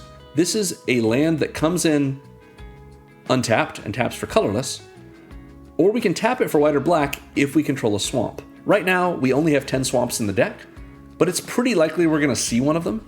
And in any case, this is an untapped land that taps for colorless, and it might be an untapped dual for us. pretty sweet and only gets better the more dual lands that we put into our deck that happen to be typed if you want to upgrade the mana base, which is a good thing to upgrade in any of your commander decks. Myriad Landscape is next. This is a tap land that taps for colorless, or we can pay 2, tap, and sack it to search our library for up to 2 basic land type cards that share a land type, and then put them on the battlefield tapped and then shuffle. That means 2 basic plains or 2 basic swamps. So even though this is a land that comes in tapped, we have to pay into it and sack it, and then the lands we find from it are tapped, we are getting 2 lands into play for only 1 land drop. So this is ramp. It's just very slow ramp. So that's why we have it in our white-black deck. Finally, I know not everyone likes Temple of the False God, but I think it's perfect for these kinds of decks. This is an untapped land that taps for 2 colorless mana, like Soul Ring. It's a soul land. We just can't activate it at all unless we have at least 4 other lands, so it's 5 lands including itself. Temple of the False God, if your opening hand is a swamp and this and no other mana sources, mulligan that hand. But if you get this on turn 5 or sometimes even turn 4, it's going to be able to come down and make mana depending on how else you have accelerated yourself. It can be really strong, especially with big cards, of which we have several, and wanting to cast multiple spells each turn to be able to tap 1 land for 2 mana. So here we go. Temple of the False God works great for all that. We're running Caves of Koilos as our pain land. This is the same as our Talisman that we saw earlier. I think Talisman of Dominance. Same text as it, but on a land. So everything I said there applies as well. Usually we're tapping this for colorless. If we need to tap it for colored mana, it's worth the damage. Shine Shadow Snarl is a reveal land. It's a land that taps for white or black, and as it enters, we can reveal a plains or swamp card from our hand, and if we don't, it comes in tapped. So oftentimes we're going to be able to play this as an untapped dual land, and that's pretty great. If we put in our new Bicycle and Tango lands, it's going to be even more likely for that to happen. If we upgrade any of our other lands, it's going to be more likely for it to happen, and it could be really strong. If you want to upgrade this, Bleachbone Verge is a pretty good option for it, or you could run a Pathway. I usually run Pathways in my decks, but I want to try and keep the price down, and the Bleachbone, or rather Bright Climb Pathway is like $4.50 right now. So yeah, either one of those would be a great upgrade to Shine Shadow Snarl, or just supplement to it. And we're running Temple of Silence. This is a tap land that taps for white or black, and when it enters, we scry 1. Pretty great. A little bit of card selection. It's a unconditional scry, as opposed to the conditional but repeatable scry that we get from Path of Ancestry. If you wanted to upgrade this, you could upgrade it to Shadowy Backstreet, the Surveil land. Much more expensive, but it's a tapped dual, and it lets you surveil instead of scry. And I guess if you wanted to upgrade the Caves of Koilos, Godless Shrine is a good option. It's a shock land. You might not have to pay any damage or any life into it in order to have it, in order to use it. But even if you do, it's only once. Finally, we are running these 5 utility lands. The kind of decks that I build are usually for tables that most players are not looking to see any land destruction at all. But you have to have an answer to a problematic non-basic, like Rogue's Passage for a Voltron commander who's using it to make their big commander unblockable, or Mazavith that's stopping us and everyone else from getting any damage in, or even worse, Glacial Chasm. Anything that's significantly helping a player's game plan or that is stymieing our own is a threat. And so it's fair to have removal for that. And especially if it's only one instance of it that's in your land base. Demolition Field is my answer for that. This is an untapped land that taps for colorless mana, or we can pay 2, tap, and sack it to destroy a non-basic land that an opponent controls, and that opponent gets to search for a basic and put it on the battlefield tapped. And so do we. So neither we nor they are down a land. We've just gotten rid of the problematic non-basic they had, and the lands that we get to replace our lands are both untapped. Seems good. And totally fair at a table, even one that doesn't like land destruction in general. Gaia Reach Sanitarium is next. This is a legendary land. It's legendary, which might be relevant for us in some ways, but is not casting a spell, so don't get excited. It doesn't trigger our commander. It does come in untapped and tap for colorless, or we can pay 2 and tap it And each player gets to loot. We draw and then we discard. Great for us. Probably better for us than most everyone else. But still, everyone's going to like the idea of a little bit of card selection. Monumental Henge from Modern Horizons 3 is next. This is a land that comes in tapped unless we control a plains. Doesn't have to be basic. It taps for white mana, or we can pay 2 and double white and tap it to look at the top 5 cards of our library and reveal a historic card from among them and put it in our hand and put the rest on the bottom in a random order. So a little bit of a mana sink for us if it looks like we've sort of run out of gas and we need to be able to put our mana into something and get something more. This is a great way for us to find something we can use. Rogue's Passage is in this deck because it is really easy for us to get something big out or just have our commander swinging in a lot, and we want to be able to be unblockable. Rogue's Passage is an untapped land that taps for colorless, or we can pay for and tap it, and target creature can't be blocked this turn. Very strong for us. Makes it so we can get in with one of our creatures unblockably, which is maybe enough to close the game out for us. Or we can use this politically and say, hey, opponent A, I know you want to attack opponent B with your big creature, maybe kill them, maybe get your Ophidian trigger, or make the treasure from your professional facebreaker, whatever it may be, but you can't because they're going to block you. Well, if you leave me alone for a turn cycle, or you help me out with your everyone draws a card effect that you've got going on, whatever it may be, if you give me something for it, I will use my Rogue's Passage to make your creature unblockable when you attack them. And opponent A will say, that sounds like a great deal, go ahead and activate it. And we'll say, no. If we activate it before you declare that creature as an attacker, you could then declare it against us, and it still can't be blocked, and you could hurt us with it. And they'll say, that's fair, if we're making a deal, I will go out on a limb first. I will go to combat and declare this creature attacking opponent B. And we'll say, great, in response to your declaration of attackers, or during that step, we're going to activate Rogue's Passage and make your creature unblockable. That's a great political way to use this. And the last way you can use Rogue's Passage is the same thing I just said without making a deal. You watch an opponent make a big attack against a different opponent, and suddenly you make one of their creatures unblockable, so that they are doing more damage than they expected to, and you are getting the benefit of that because of the defending player taking more damage than even the attacking player thought they would. So it seems like you're helping out one person, but what you're doing is you're eliminating or advancing the elimination of a different person at the table who is still your opponent. Yeah, sneaky Rogue's Passage activations are pretty fun. Finally, we're in white and black, and so we're running Vault of the Archangel. This is an untapped land that taps for colorless, or we can pay 2, a white and a black, and tap it to give all of our creatures Death Touch and Lifelink until end of turn. Giving ourselves extra life, especially with our many creatures, many of which are a little bit big, can be really great.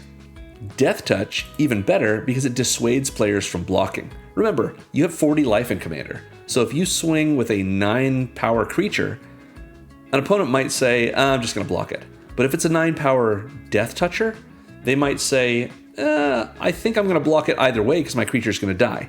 That makes sense. But what if you swing with a 3 or 4 power creature with Death Touch? It might be more likely that they could block it and their creature would be fine if not for the Death Touch. Which means they say, well, I've got 40 life, I'll just let it through. They might do that with a 9 power creature.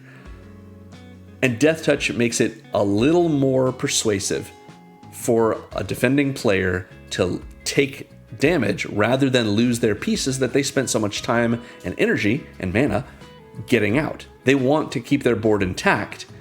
Unless they have like tokens that they're willing to throw away or stuff they really want to die, they might be more likely to just take the damage thinking they get more of an advantage out of that than we get out of attacking with it. But because we get lifelink as well, that's just not true. They're not the trade would be better generally because our life total goes up as well. But the point is that Death Touch becomes a sort of pseudo evasion for us. And that can be really powerful in Commander, especially if we're getting things, we're incrementing things in a little bit more at a time every time we do it. And that covers all of our land, and therefore, that sums it up. Again, I've made a deck for each of the March of the Machine legends, so let me know in the comments which of the non-face legends from the Commander decks you'd like to see me do next. There are only 2 left. We're almost done with this series, and I can't wait to show you what else I have in store and what comes after it. So thanks for watching, everyone. Make sure to like and subscribe, ring the bell if you want to be notified when I post my videos, and remember most of all that Magic is fun. You should play more Magic.